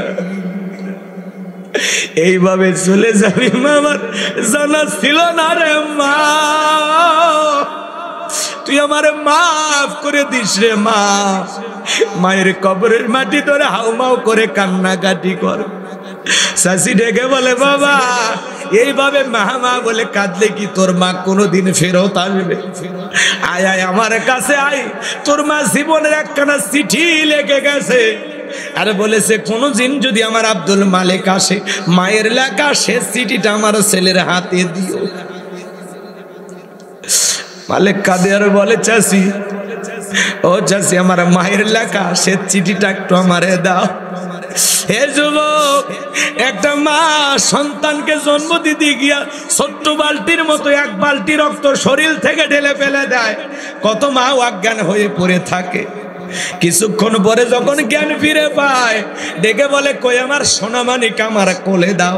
মা সন্তানকে কোলে নেয়, গালে মুখে চুমা খায় আর বলে, বাসাদার তোরে দেখার পরে সব কষ্ট আমি মা ভুলে গেলাম। মাঝে কত কষ্ট করে, 2-2.5 বছর বুকের দুধ পান করায়। মা বাবার ঋণ আপনি আমি কখনো শোধ করতে পারবো না। মা বাবার তুলনা তো কোনোদিন দুনিয়াতে এত কথায় শেষ করা যাবে না। মা বাবা তুলনা কোনো কিছু দিয়ে পূর্ণ হবে। মা বাবা এটা আলাদা একটা নিয়ামত। হে যুবক, সেই মা বাবার মনে কখনো কষ্ট দেওয়া যাবে না। কোন কোন যুবক আছেন মাতা পিতার খেদমত করে তাদের দোয়া নিয়ে জান্নাতে যেতে চান? দুইটা হাত তুলে দেখা। আল্লাহ আমাদের সবাইকে পিতা মাতার খেদমত করার তৌফিক দান করুন। জোরে বলুন আমিন। আর একটু জোরে বলেন না আমিন। মা বাবার খেদমত করবেন তো ইনশাআল্লাহ? হাত নামান। হে যুবক, খবরদার খবরদার, মা বাবার মনে কষ্ট দিও না। আজকে তুমি তোমার মা বাবার সাথে যে আচরণ করবা, তোমার সন্তান বড় হয়ে তোমার সাথে একই আচরণ করবে। একটা শিক্ষিত লোকের গল্প পড়েছিলাম। বাড়িতে অনেক ভিআইপি খাবারের আয়োজন হয়েছে, তেহেরি নেহেরি বিরিয়ানি রোস্ট গরুর গোস্ত খাসির গোস্ত, সেই ভিআইপি খাওয়া। একটা ভাঙ্গা প্লেটে কিছু একটু খাবার দিয়ে ছোট্ট বাচ্চাকে বলতেছে এটা তোর দাদু ভাইকে দিয়ে আয়। এখনকার বাচ্চারা অত বৈজ্ঞানিক, সেই বুদ্ধি সন্তানদের মাথায়। কথা কয় না? এক একটা বাচ্চা মনে কম্পিউটার। তখন বলতেছে আব্বু আমরা এত ভালো খাইলে আমার দাদুর জন্য এই খাবার, ব্যাপারটা কি? তখন বলতেছে তোর দাদুর বয়স হয়ে গেছে, এই খাবার দিয়ে আয়, এটা দিয়েই হবে। তখন বলতেছে আব্বু তাহলে আমি এই প্লেটটা যত্ন করে রেখে দেবো, দাদুর মতো যখন তোমার বয়স হবে এই প্লেটে করে আমি তোমাকে খাইতে দেবো। শিক্ষিত মানুষ বিবেকের দরজা খুলে গেছে, সঙ্গে সঙ্গে প্লেটের খাবার ফেলা দিয়ে বলতেছে বাবা তোর আজকে এমন একটা শিক্ষা দিলি, কলেজ বিশ্ববিদ্যালয়ে যা শিখতে পারি না তোর কাছে তাই শিখলাম। এই কথা বলে সন্তানকে বুকের সঙ্গে জড়ায় নিয়ে বাপকে যে স্টোরুমে ফেলায় দিছে, ওখান থেকে বিল্ডিং এর উপরে তুইলা সুন্দর করে গোসল করায় দিয়ে নতুন জামা পরে বাবাকে খুব আদর আপ্যায়ন করতেছে। স্ত্রী ডেকে বলতেছে কি বাবা এ বৃদ্ধ মানুষটাকে আবার উপর তুলেন, কারণটা কি? তখন বলতেছে আজ থেকে আমরা যা খাবো বাবা তাই খাবে, আমরা এই রুমে ঘুমাবো, পাশের রুমে বাবা ঘুমাবে, বাবার সাথে যদি করিস বাড়াবাড়ি 1 2 3 পাঠায় দেবো তোরে বাপের বাড়ি। কথা কয় না? বইয়ের ভালোবাসা বইয়ের কাছে, মা বাবার ভালোবাসা মা বাবার কাছে। কথা বলেন ঠিক কিনা? কাউকে বেশি প্রাধান্য দিকে কারো প্রতি অবহেলা করা যাবে। হে যুবক, শ্বশুর বাড়ির একটা পালসার ডিসকভার পায় পাগল হয়ে যায় না। একটা যৌতুকের মোটরসাইকেল পাইলে শাশুড়ির দরজায় ব্রেক করে ডাক দেয় আম্মা। শাশুড়ি কয় জামা একটা পাইছি, ছোটবেলায় মাদ্রাসায় পড়েছে, গুণনা মুখস্থ। কথা কয় না? কথা কয় না? শ্বশুরের দেখলে আব্বা কেমন আছেন, আব্বা কি খেয়েছেন, আব্বা কোথায় যাচ্ছে। শ্বশুর কয় মারাত্মক জামাই পাইছি, ছোটবেলায় মাদ্রাসায় পড়েছিল, কলকলার সব হরফ মুখস্থ। শ্বশুরক ডাকে আব্বা আম্মা, আর মা বাবার ডাকে বুড়া বুড়ি।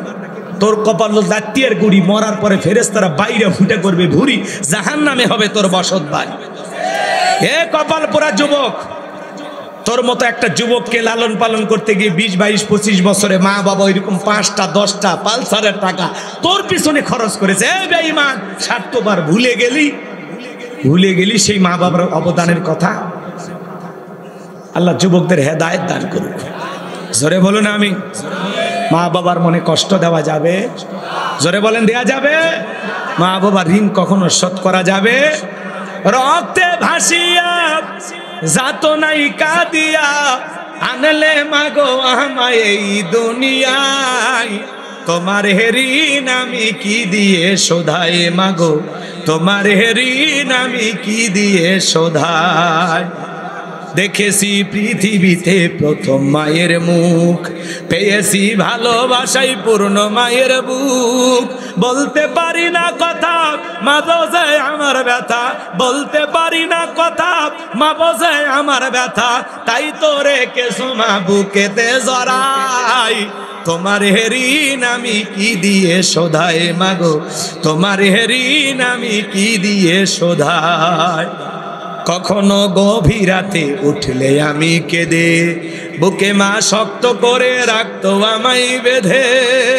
তোমার ওই দুধের দাম কে দেবে প্রতিদান, তোমার ওই দুধের দাম কে দেবে প্রতিদান, এই দুনিয়ায় মাগো আজ মেলে নাই, তোমার ঋণ আমি কি দিয়ে শোধাই মাগো, তোমার ঋণ আমি কি দিয়ে শোধাই। জোরে কোন মারহাবা। কষ্ট হয় আমার ভাইরা, যুবক রে, বুলেট মারলে বুলেট মিস হতে পারে, কিন্তু মা বাবার দোয়া কোনোদিন মিস হতে পারে না। জীবনে যদি ভাগ্য খুলতে চাও, সফল হতে চাও, মা বাবার দোয়া নেও। কথা কয় না? কথা কয় না? মা বাবা যদি বদদোয়া করে কোটিপতি থেকে আল্লাহ ফকিরপতি বানায় দিবে, আর মা বাবা যদি দোয়া করে ভ্যান চালক রিক্সা চালক থেকে আল্লাহ কোটিপতি বানায় দিবে।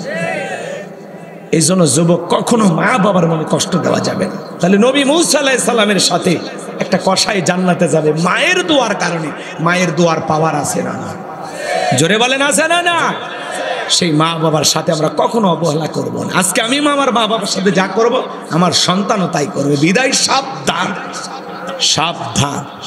2 দিন আগে আর পরে কোনো মা বাবাকে অবহেলা করা যাবে না। আমার ভাইয়েরা, লম্বা করার সুযোগ নাই, যে কথা বলতে যাচ্ছিলাম দিল দিয়া কথাগুলো বুঝবেন। আমার আল্লাহ রাব্বুল আলামিন বলেন, ফি জান্নাতি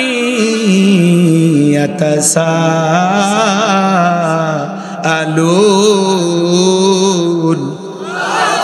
আল্লাহ রাব্বুল আলামিন বলেন তারা জান্নাতে প্রবেশ করবে। একজন জান্নাতি আর একজন জান্নাতির সাথে পরস্পরে গল্পে লিপ্ত হবে। জান্নাতীরা গল্প করতে করতে তাদের দৃষ্টি চলে যাবে নিচের দিকে।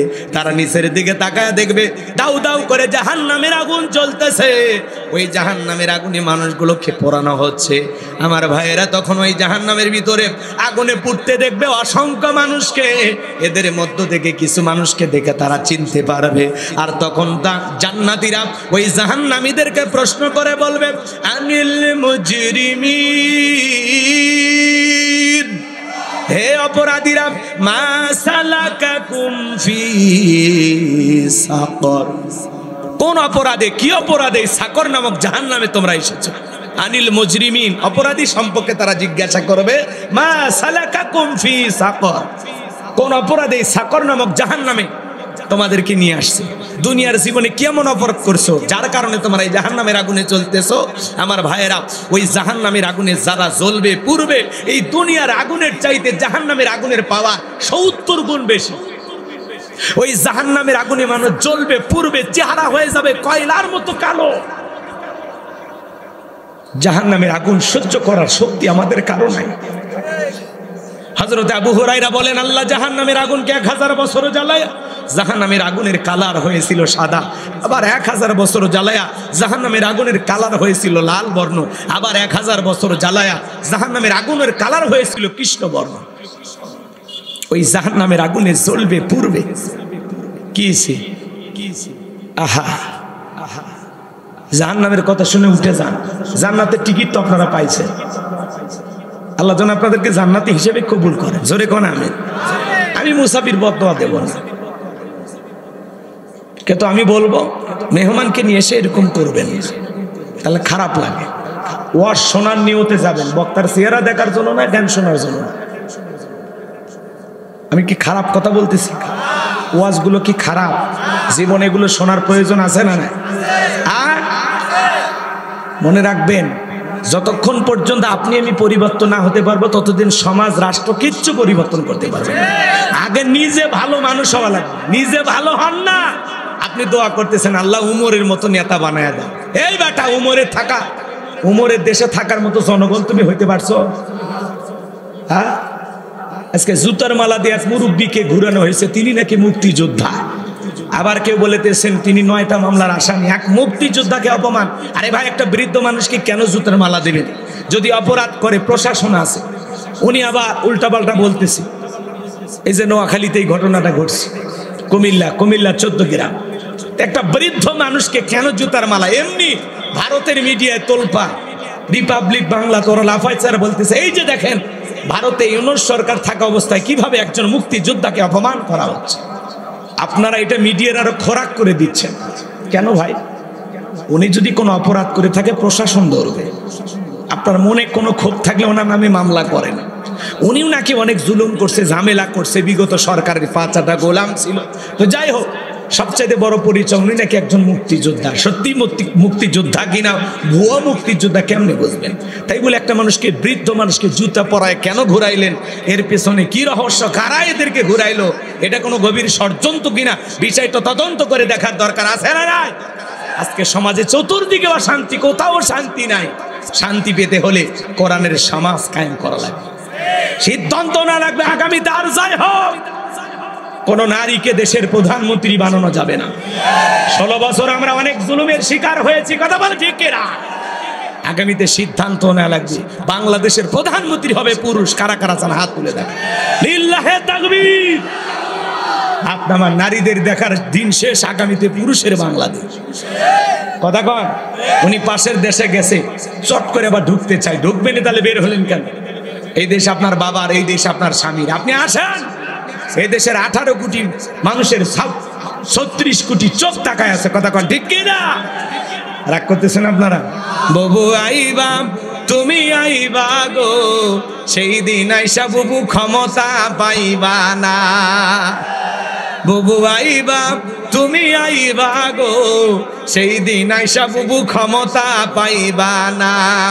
খোঁজ নাই বুবু কাদের কাকার, অবস্থা খারাপ করবে যে বাবার, হাও না গেলে কোনো সামনে আসে না।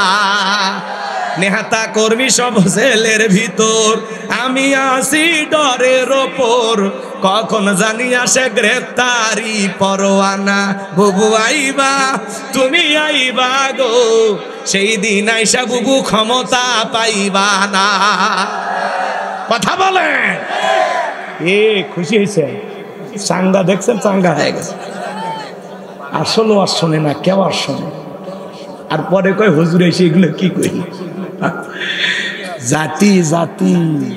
ই চাচা ঠিক আছে, চাচা কয় ঠিক আছে। ওরে বাবা, রাগ করতেছেন আপনারা? রাগ করতেছেন? তাহলে জাহান্নামে যারা জ্বলতেছে ওরা বলবে আমাদের 4টা অপরাধ। 4টা অপরাধ কি বলবো? দোয়া করলেই ভালো, যেভাবে আপনারা ওটা বসে করতেছেন, কথা না বলা ভালো। 4টা অপরাধ আমি কয়েক মিনিটে শেষ করে দেবো ইনশাআল্লাহ। এদিক খেয়াল করে। মেয়ে মানুষ ক্ষমতায় গেলে ঝামেলা, মেয়ে মানুষের রাগ বেশি, জেদ বেশি। দেখেন না, স্বামীর সাথে ঝগড়া লাগে, হাড়ি পাতি ভেঙে ফেলে দেয়, স্বামী তুলে আছাড় মারে। মেয়েদের জেদ বেশি, রাগ বেশি। এই জন্য সিদ্ধান্ত নেন, আগামীতে আর যাই হোক কোন নারী যেন প্রধানমন্ত্রী না। কথা ক্লিয়ার? এই মেসেজটা মনে রাখবে। যেই দলেরই হোক পুরুষ চাই, পুরুষ পুরুষ হবে আমাদের অভিভাবক। কথা কন ঠিক আছে? আমার ভাইয়েরা দিল দিয়া কথাগুলো বুঝুন। জান্নাতীরা তখন প্রশ্ন করবে আনিল মুজরিমিন, হে অপরাধীরা, মা সালাকাকুম ফি সাকর, কোন অপরাধে এই সাকর নামক জাহান্নামের আগুনে জ্বলতেছো? দুনিয়ার জীবনে তোমাদের কয়টি অপরাধ ছিল? ওরা তখন বলবে আমাদের অপরাধ হলো 4টি। 1 নাম্বার অপরাধ, ক্বালু লাম নাকু মিনাল মুসাল্লিন। ওরা বলবে আমরা দুনিয়াতে মুসল্লি ছিলাম না, নামাজ পড়তাম না, সালাত আদায় করতাম না। আজান দিয়েছে, উত্তর পাড়ার আব্দুল মালিক মসজিদে ঢুকেছে, আর আমি ঘাড় বেঁকা করে জমির ভিতরে গেছি কোদাল নিয়ে। কথা কয় না গো? বলা হলে ভাই নামাজটা পড়ে কোদাল নিয়ে মাঠে যান, কয় না আজকে জমিতে পানি না নিলে ধান লাগানো হবে না, অতএব আজকেই পানি নেওয়া লাগবে, নামাজ যাই যাক।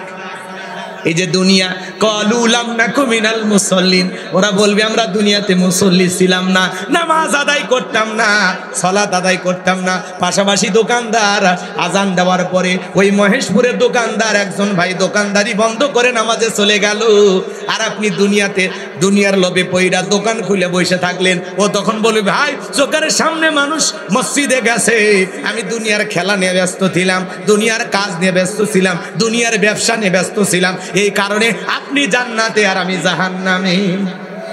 বলে চোখের সামনে দেখেছি একজন দোকানদার দোকানদারি বন্ধ করে মসজিদে গেছে, দোকানে লেখা আছে শাটারে নামাজের বিরতি। শাটারে কি লেখা আছে? নামাজের বিরতি।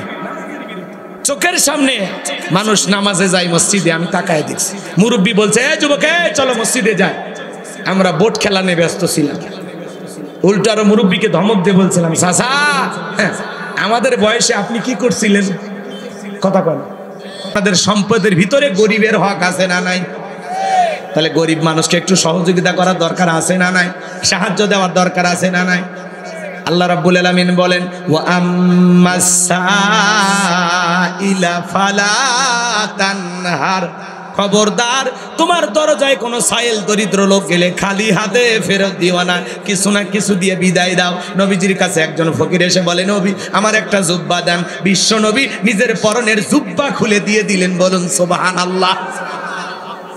আসমান থেকে জিবরাইল আসলেন জান্নাতি জুব্বা নিয়া। সুবহানাল্লাহ কন। এই জুব্বা পরায় দিয়ে বলে, নবী আল্লাহ বলেছেন যদি আপনার থাকে তাহলে দিবেন, নিজেরটা খুলে দেওয়ার দরকার নাই। আপনার যদি অবশিষ্ট থাকে দুইটা তাহলে একটা দিয়ে দেবেন। আল্লাহ রসুল কেমন মানুষ ছিলেন, নিজের পরনের জুব্বা খুলে ভিক্ষুককে দিয়ে দিয়েছিলেন। সুবহানাল্লাহ। আর একদিন এক সাইল দরিদ্র নবীজির কাছে এসে বলে, নবী আমার কিছু দেন। আল্লাহ রসুল বলে, আমার কাছে যেটা আছে এইটাতে হবে না, আমার জামাই ওসমানের কাছে যাও। এইবার ফকির চলে গেলেন ওসমানের কাছে, যা দেখে হযরত ওসমান সলতে চিপতেছে। সলতে চেপা বোঝেন কথা কয়, ল্যাম্পো ছিল না আগে, ওইটাতে যেটা দিয়ে আগুন জ্বলতো, তেল যেটাতে উঠতো, ওইটা চিপে চিপে তেল বের করতেছে। ফকির চিন্তা করে, আমিও তো এরকম জীবনী করি, এই মানুষ ভিক্ষা দেবে। নবীর কাছে চলে গেছে, যা বলে, নবী সলতে চেপে ভিক্ষা চাইনি, যে কৃপণ ভিক্ষা দেবে। আল্লাহ রসুল বলতেছে, আমার নাম বলছো তুমি? কয় না। ভিক্ষা চাইছো? কয় না। এইবার যাও। এইবার যায় দেখে তুলে ধরে। কি ধরে? আকাশে তুলে উড়ে বেড়াইতেছে, সেই তুলে কি করে? ধরে ধরে পাথরের নিচে রাখে।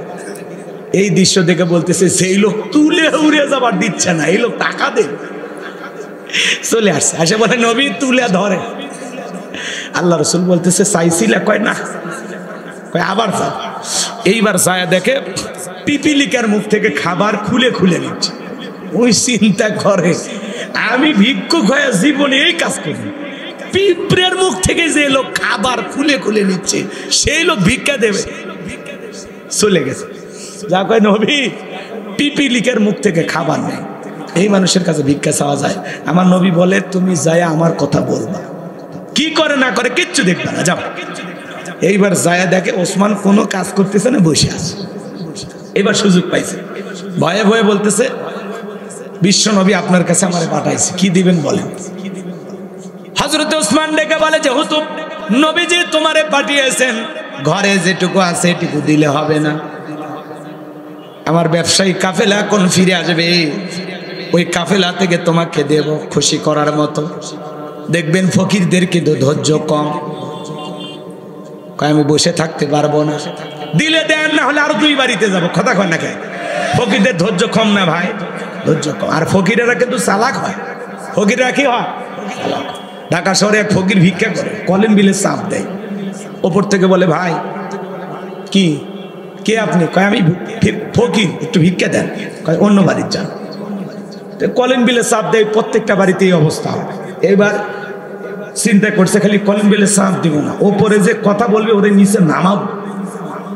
কলিং বেলে চাপ দিছে, ওপরে যিনি বলতেছে, ভাই কি? কয় ভাই নিচে নামেন, কথা আছে। কি আছে? কথা আছে। এবার ফকিরের কথা শুনে নিচে নামছে। নামার পরে বলতেছে, ঢাকা শহর ভদ্র মানুষ বসবাস করে, আমিও ফকির হলেও তোর মান সম্মান আছে, তো চিল্লে কেমনি টাকা চাই, আমি ফকির, ভাই কিছু ভিক্ষা দেয়। তখন বলতে চাই বেটা, এটা তো জোরে বললেই ভাই, আমি চাইলে দিতাম, না চাইলে না দিতাম। কয় না ভাই, এত জোরে বলবো, ফকির হলে তো আমার একটা সম্মান আছে। তখন বলতেছে, ও তাই, ঠিক আছে চল। এই ফকিরকে নিয়ে 3 তলায় গেছে, যা বলতেছে, ভাই আমার কাছে কিছু না, আপাতত মাফ করে দেন। তখন বলতেছে, ভাই এই কথা তো নিচে বললেই বলতে পারতেন। কয় না, তুমি ফকির হয়ে যদি তোমার সম্মান থাকে, আমি ঢাকায় বসবাস করি, আমার সম্মান নাই, আমি নিচে কেন মাফ চাবো? এজন্য উপরে তুলে মাফ চাইছি। ফকিরও যেরকম চালাক, জনগণও হয়েছে এরকম চালাক। কথা কন ঠিক কিনা? হাত পাতলে কয় খুরসা নাই, কয় 1000 টাকা নোট, ওই ফকিরের যে ঝোলায় আছে 5000 টাকার নোট থাকলে ভেঙে দেবে। কথা কন ঠিক কিনা? এই জন্য ভাই দিতে কৃপণতা করবেন না, গরিব দুঃখীকে দিলে কমেন, আল্লাহ বাড়ায় দেয়। আর কষ্ট না দিই আপনাদেরকে। শোনেন শোনেন শোনেন, আমার তো নিয়ত আছিল 10টায় দিলে 12টায় প্রোগ্রামটা শেষ হয়ে যেত। 12টার পরে ওয়াজ করা আসলে কঠিন হয়ে যায় আমাদের জন্য, অনেক দূরের রাস্তা। তো যাই হোক, এইবার হযরত ওসমানের কাছে ওই লোকটা যখন অস্থিরতা দেখাইলো, হযরত ওসমান তখন বলতেছে, আমি একটা চিঠি লিখে দিই, যেহেতু আপনি দেরি করবেন না, এই চিঠিটা আমার ব্যবসায়ী কাফেলার যে প্রধান আছে তারা দেখাবেন, সে আপনাদের দিয়ে দেবে। আচ্ছা ঠিক আছে। ওই সিটির ভিতরে হযরত ওসমান লেখা দিয়েছেন, এই ভিক্ষুক যায় যেইটা পছন্দ করবে ওই উটের উপরে যত মাল সামানে থাকবে সব দিয়ে দেবে। এইবার ফকির যায় কাফেলার সেই সর্দারকে ওইটা দেখাইছে। ওইটা দেখার পরে বলতেছে দেখেন কোনটা। তো ফকির তাকায় দেখে সামনের যে উটটা সেটার উপরে সবচেয়ে বেশি মাল সামান, ওইটা ধরছে, ধরে বাড়িতে নিয়ে গেছে। এইবার যত উট আছে সব লাইন ধরে ফকিরের বাড়ি চলে গেছে। সুবহানাল্লাহ কোন। এই দৃশ্য দেখে ফকির চিন্তা করলে এতগুলো তো দিবে না, নবীজির কাছে চলে আসছে। নবী ওসমানকে ডাকলেন, ডাকে বলতেছে ওসমান তুমি নাকি সলতেছে। তখন বলতেছে আপনি নবী বলেছেন অপচয়কারী শয়তানের ভাই, তো এই তেলটা নষ্ট করে লাভ কি, এই জন্য চিপে রেখে দিয়েছি। তুমি নাকি তুলে ধরো, তুলেগুলো অপচয় নষ্ট হচ্ছে, উড়ে উড়ে বেড়াতেছে, ধরলাম। ওইটাতে একটা বালিশ বানালে মুসলমান কোনো ভাই মাথায় দিয়ে আরামে ঘুমাইতে পারবে। সুবহানাল্লাহ, কি চিন্তা তাদের। তখন বলতেছে পিপিলিকার মুখ থেকে নাকি খাবার নাম। তখন বলতেছে নবী আমি প্রত্যেকটা প্রাণী আমার বাড়িতে যেগুলো আছে সবাইকে খাবার দিই, পিপিলিকার গর্তেও আমি খাবার খাইতে দিই, কিন্তু ওরা খাবারগুলো নষ্ট করতেছে। ওরা যে খাবার নষ্ট করতেছে এই খাবার খাওয়ার মতো তারা উপযুক্ত না, এটা অপচয় হয়ে যাবে, আল্লাহর কাছে জবাব দিতে হবে। এই জন্য আমি পিপিলিকার মুখ থেকে খাবারগুলো সংগ্রহ করেছি। সুবহানাল্লাহ। এইবার বলো উট যে সব চলে গেছে কি করবো? আপনি এটা বলেছেন 1 টাকা দান করলে 10 টাকা পাওয়া যাবে, আমি যা দেব, আমি তো আল্লাহর সাথে ব্যবসা করতে চাই, ফকিরের কাছে যা গেছে সব দিয়ে দিলাম। সুবহানাল্লাহ সুবহানাল্লাহ। আর আমরা সামান্য একটু ভালো খাবার হইলে দরজা লাগিয়ে দিয়ে কয় এই গেটটা ভালো করে টাইট করে লাগিয়ে দিয়ে কোনো ফকির এসে যান ডিস্টার্ব না। এই হিংসা নে খাইতে বসি আমরা নাকি মুসলমান, কোন পাগলে কর। বাড়িতে একটু শীতের দিনে পিঠা হয়েছে, ছেলে মেয়ের হাতে দিয়ে বলে বাইরে যা খাবি না, অমুকের ছেলে তোর সাথে খেলাধুলা করে, ও যদি তাকায় নজর দেয় তোর পেট খারাপ হবে। এত বড় হিংসা নিয়ে আপনি জান্নাতে যাবেন কোন দরজা দিয়ে? আপনার তো উচিত ছিল ছেলে মেয়ের হাতে দেওয়া, পাশাপাশি যে ছেলেটার সাথে মেয়েটার সাথে আপনার ছেলে মেয়ে খেলা করে বলা উচিত ছিল বাবা তুমি যে ওদের খেলাধুলা করো, ওরা তো পিঠা করেনি, তুমি তোমার বন্ধুকে একটা পিঠে দিয়ে আসো। আপনার তো উচিত ছিল এইটা করা, আর আপনি কি করেন? আল্লাহ হেদায়েত দান করুক। একটু জোরে কর না আমিন, আরো আসতে বলেন আমিন। আমার ভাইরা দিল দিয়ে কথাগুলো বোঝার চেষ্টা করবেন। আমি গুনাহগার যে কথা বলতে চাই গভীর মনোযোগ দিয়ে শুনবেন, তাহলে ওরা বলবে আমাদের 2 নাম্বার অপরাধ ওয়ালাম নাকুনু তুইমুল মিসকিন। ওরা বলে আমাদের 2 নাম্বার অপরাধ আমরা অভাবগ্রস্ত সাইল দরিদ্র মিসকিন যারা ছিল এদেরকে খাইতে দিতাম না। সাইল দরিদ্র মিসকিন অভাবগ্রস্ত যারা ছিল এদেরকে আমরা খাইতে দিতাম না, সাহায্য সহযোগিতা করতাম না। এটা হলো আমাদের 2 নাম্বার অপরাধ। ওরা বলবে আমাদের 3 নাম্বার অপরাধ ওয়া কুন্না নাখুদু মাআল খাইদিন। ওরা বলবে আমাদের 3 নাম্বার অপরাধ আমরা সমালোচনাতে ব্যস্ত ছিলাম, আমরা আলেমদের সমালোচনা করতাম। কথা বোঝেন নাই? ইসলামের সমালোচনা করতাম, যেখানে মানুষ সমালোচনা করতো ওখানে অংশগ্রহণ করে আমরা মজা নিতাম। যারা সমালোচনাকারী এরা যাবে জাহান্নামে, বলে অমুক খারাপ তমুক খারাপ, এ ভালো না সে ভালো না। আরে ভাই অমুক তমুক খারাপ বাদ দেন, নিজের জীবনের ত্রুটিগুলো আগে তালাশ করেন। মানুষের সমালোচনা করে লাভ নাই, নিজের আত্মসমালোচনা করা লাগবে। কথা কর, নিজের জীবনেই তো ত্রুটি দিয়ে ভরা, নিজের গুনাহের টেনশনে তো ঘুমাইতে পারি না, মানুষকে নিয়ে এত ভাবার সময় আছে? যারা সমালোচনাকারী ভাই অমুক খারাপ তমুক খারাপ, এ ভালো না সে ভালো না, আপনি কতটুকু ভালো? আপনি কতটুকু ভালো? এই জন্য আমরা কোন মানুষকে নিয়ে সমালোচনা করি। চায়ের কাপে ঝড় তোলে, চা খাইতে খাইতে 2-3 গল্প করে অমুক তমুক সে খারাপ এসে, মানে চায়ের কাপকে চা খাইতেছে আর গিবত কমিটির সভাপতি সেক্রেটারি হয়ে বসে গেছে। কথা কন ঠিক না? এত কথা কেন বলেন? আপনার জবানের প্রত্যেকটা কথা রেকর্ড হচ্ছে, আল্লাহর কাছে এই কথার ব্যাপারে জবাব দিতে হবে। এই জন্য হিসাব করে কথা বলতে হবে। আল্লাহ বোঝার তৌফিক দান করুন। জোরে বলুন আমিন, আরেকটু জোরে বলুন আমিন। তাহলে আমরা চায়ের কাপে বসে মানুষের সমালোচনা করব? এই গীবত পরনিন্দা চগলখড়ি এটা মহিলাদের স্বভাব ছিল। 4-5 জন মহিলা এক জায়গায় হলে মহিলারা সমালোচনা করত, এখন আবার 4-5 জন পুরুষ এক জায়গায় হলে সমালোচনা শুরু করে। গীবত করা কি জানেন? মৃত ভাইয়ের গোস্ত খাওয়ার সময় আপনি মৃত ভাইয়ের গোস্ত খাবেন, তাহলে মানুষের গীবত কেন করে? এটা একটা ঘৃণিত কাজ। সমালোচনা করে এটা নিচু মনের মানুষ। যারা সমালোচনা করে এরা কি নিচু মনের মানুষ। আমরা মানুষের সমালোচনা করব, নিজের আত্মসমালোচনা করব। আমি তো পাপের ঘরের পাপী, জীবনটা তো গুনাহ দিয়ে শেষ করে ফেলে দিলাম। আমি আমার অপরাধের টেনশনে ঘুমাইতে পারি না। আমি মানুষের অপরাধ কখন দেখব? কথা বলেন না কেন? এটা হলো আপনার আমার কাজ। নিজের চোখে সবাইকে ভালো মনে করবেন, নিজের চোখে সবচেয়ে নিজেকে নিকৃষ্ট মনে করবেন যে আমি সবচাইতে বড় পাপী, আমি সবচাইতে বড় খারাপ। কথা বলেন না কেন আপনারা? উচিত কথা কইলে মন খারাপ। এখন উচিত কথা যদি কই পিঠের ওপর দিয়ে যাবি মুখ। এ আনন্দ কিছু লোক কিনে খাবে বগুড়ার স্পেশাল দুধ। যত দোষ নন্দ ঘোষ, সত্যটা বললে দোষ, করলে অন্যায়ের প্রতিবাদ, নামটা হবে তোমার মৌলবাদ, নামটা হবে তোমার জঙ্গিবাদ। হক কথা সহ্য হয় না। ইমামের পেছনে নামাজ পড়ে, ইমামের বিরুদ্ধে সমালোচনা করে, এই বাতা ভালো হয়ে যায়। যার পিছে নামাজ পড়লি,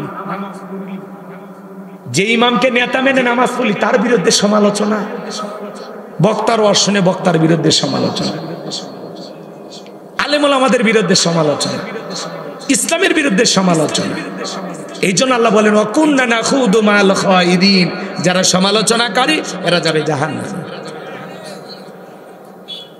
আবার অনেকে ধারণা পোষণ করে, একজন মোটরসাইকেল নিয়ে একটা মেয়েকে নিয়ে যাচ্ছে, ওই মেয়েটা বউ, বোন না মা কিচ্ছু বোঝে না, মোটরসাইকেলে নিয়ে যাচ্ছে, কয় এটা মনে হয় জিনিস। এই যে ধারণা করলে এটা কবিরা গুনাহ। ওটা ওর মা না বোন আপনি কি জানেন? না বউ আপনি জানেন? তো ধারণা করে কেন কথা বলতেছেন? আমরা তো এইগুলো নিয়ে ব্যস্ত আছি। ভালো আমলের কথা কাজে লাগে না। কি বা এখন শেষ বেলায় ওগুলো দেখে লাভ আছে, কষ্ট হয়। তাহলে ওরা বলবে আমাদের 3 নাম্বার অপরাধ, ওয়াকুন্না নাখুদু মাল খায়িদিন। আমরা দুনিয়াতে সমালোচনা করতাম, সমালোচনা করতে ব্যস্ত ছিলাম। আমরা ছিলাম সমালোচনাকারী। যারা মানুষের সমালোচনা করত, ইসলামকে নিয়ে সমালোচনা করত, আলেমদেরকে নিয়ে সমালোচনা করত, সমালোচনায় যারা ব্যস্ত ছিল, এই সমালোচনাকারীরা যাবে সাকর নামক জাহান্নামে। এইবার তাদের 4 নাম্বার অপরাধ, ওয়াকুন্না নুকাযযিবু বিয়াউমিদ্দিন।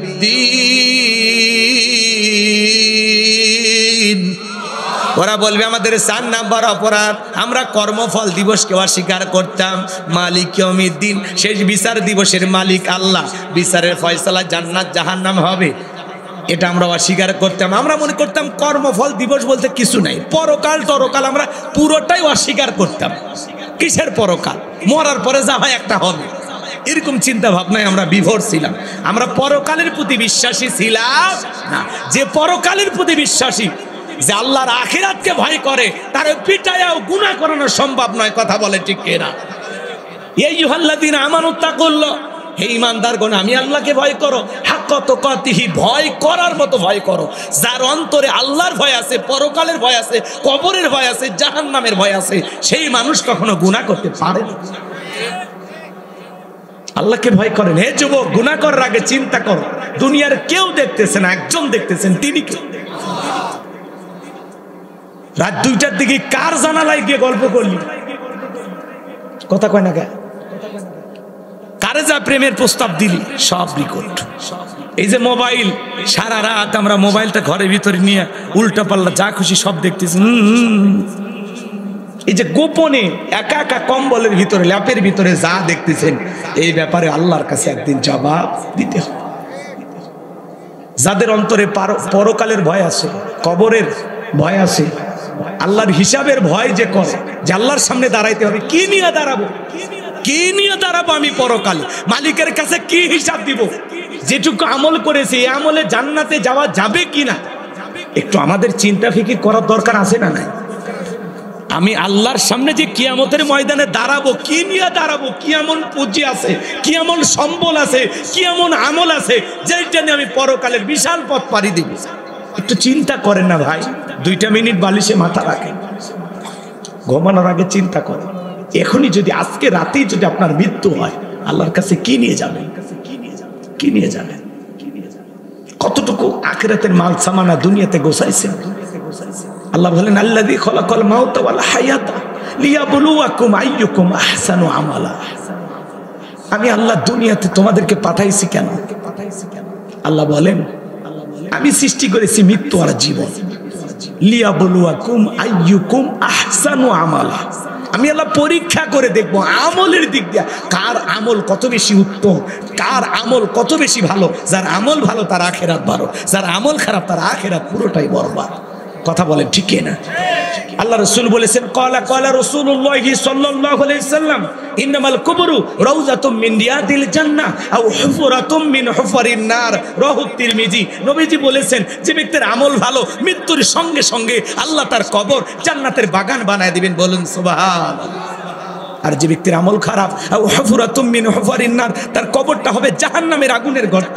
একবার যদি কারো কবর জাহান্নামের আগুনের গর্ত হয়ে যায়, আমার ভাইয়েরা, ওই জাহান্নামে একটা পাথর ছেড়ে দিলে 70 বছর সময় লাগে নিচে পড়তে। আল্লাহ না করুক আপনার আমার গুনাহের কারণে মালিক যদি রাগান্বিত হয়ে ওই জাহান্নামের গর্তের মুখে ফেলে দেয়, আপনার আমার বাঁচার তো কোনো উপায় নাই।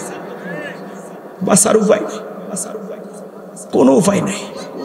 ফামান ইয়ামাল মিসকালা যাররাতিন খায়রান ইয়ারা ওয়া মান ইয়ামাল মিসকালা যাররাতিন শাররান ইয়ারা। বান্দা তুমি যদি যারা পরিমাণে অনুপরিমাণে নেক আমল করো, ওইটাও তোমার আমল নামে লিপিবদ্ধ করা হবে। তুমি যদি যারা পরিমাণ অনুপরিমাণে গুনাহ নিয়ে অন্ধকার কবরে চলে যাও, ওই কবরের ডানের মাটি বামে চলে যাবে, বামের মাটি ডানে চলে যাবে। এমন জোরে চাপ দিবে, এক পাঁজরের হাড় অন্য পাঁজরে ঢুকে যাবে।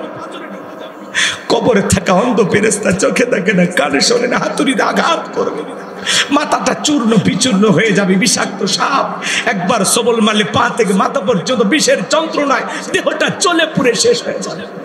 আমি তো আতঙ্কে আছি, কবর নেই, আমার কবরে কি হবে? আমি একা একা কেমনে থাকি? ওই কবরের উপরে বাঁশের বিছানা বিছা দিয়ে মাটি চাপা দেওয়ার পরে ওই অন্ধকার কবর, নাই সাথী, নাই বাতি, নাই জানালা, নাই দরজা। আমি একা একা কেমনে থাকি? কিভাবে কাটবে আমার কবরের প্রথম রাত? যদি মালিকের ভয় থাকতো, আল্লাহর আযাবের ভয় থাকতো, আমরা গুনাহ করতে পারতাম না। আজকে পরকালের ভয় নাই। মসজিদগুলো চাকচিক্য, কত সুন্দর, কত টাইসা, কিন্তু মুসল্লি নাই, নামাজি নাই। কথা বলেন না কেন? জুমায় তাও মোটামুটি মুসল্লি হয়, আসর মাগরিব এশা ফজরে মুসল্লি পাওয়া যায় না। এমনও মসজিদ আসে শুধু মুয়াজ্জিম একাই নামাজ পড়ে, একজন মুসল্লিও নাই। কথা বলেন ঠিক না? এই হলো আমাদের সমাজ, এই হলো আমাদের ইমানের অবস্থা। একজন আলেম ভালো ওয়াজ করে, ভালো কথা বলে, ভালো লাগে না?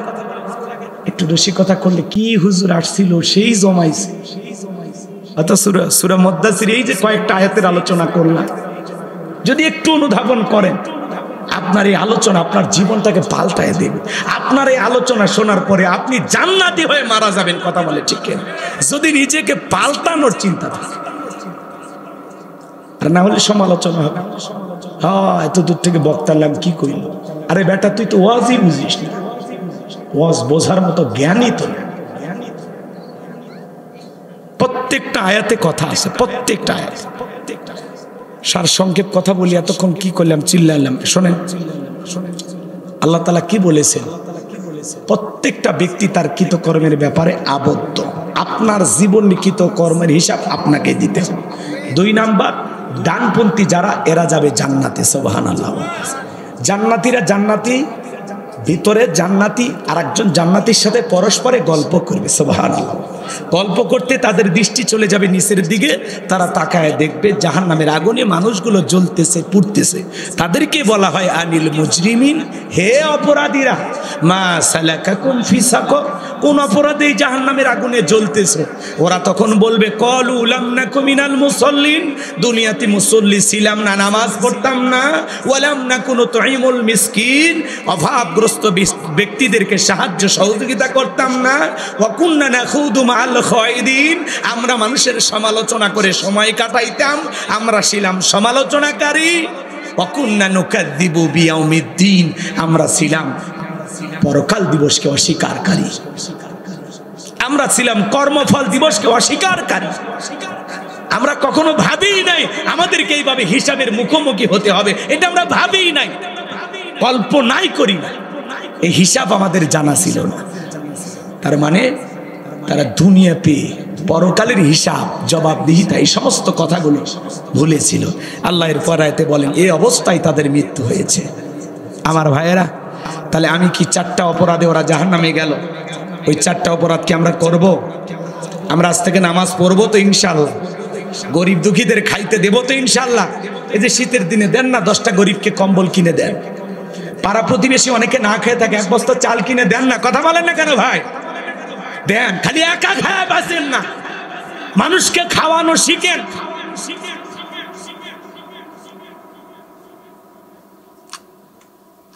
একা খাইলেন, আরে ভাই খাওয়ার জায়গা তো জান্নাত, দুনিয়াতে কয়টা খাবে? এটা খাওয়া, এটা কোনো মতে জীবন ধারণ করার জন্য সামান্য খাদ্য, অফুরান্ত নিয়ামতে ভরা জান্নাত, যেখানে শুধু খাবো আর খাবো, জীবনে কোনোদিন পেশাব পায়খানা করা লাগবে না। সুবহানাল্লাহ কর। আর খাইতে দেরি, বাথরুমে যাইতে দেরি নাই, কি খাইলা, কত ঝামেলা। আর জান্নাতে খাইবেন কিন্তু কোনোদিন টয়লেট করা লাগবে না, কারণ ওই ব্যবস্থা জান্নাতে নাই। থাকলে তো জান্নাত নাই কে যাবে? বান্দা একটু শেষ, আর এই যে পশমের গোড়াতে একটু ঘাম বের হবে, খাবার হজম। জান্নাতের এক একটা আঙ্গুরের রস, কি যে স্বাদ, কি যে মজা, সুবহান। কল্পনা করা যায়, পাখি উড়ে যাবে, আপনি খালি চিন্তা করবেন, ইস এই পাখির যদি ভুনা খাইতাম। এই যে চিন্তা করতে দেরি, ওই খাবারের প্লেট আসতে দেরি নেই। সুবহানাল্লাহ। জান্নাতে এরকম দেখতেছেন ফলের গাছ, যদি চিন্তা করেন আমি এখনই খাবো, ফলটা সামনে চলে আসবে, ডাল এরকম ধরা লাগবে না, হালাল লাগবে না। সুবহানাল্লাহ, কি নিয়ামতে ভরা জান্নাত, মালিক সাজায় রাখছে। সুবহানাল্লাহ। আপনি শুয়ে আছেন আর মনে করবেন আপেল তোরে খাবো, আপেল চলে আসবে মুখের কাছে, কাত হইতেছেন ওই জায়গায়, আর কি সুখ চান আপনারা? তাহলে কি ওটা সমালোচনা করে, নামাজ না পড়ে, গরিব দুঃখীদের না খাইতে দিয়া, মা বাবার খেদমত না কইরা,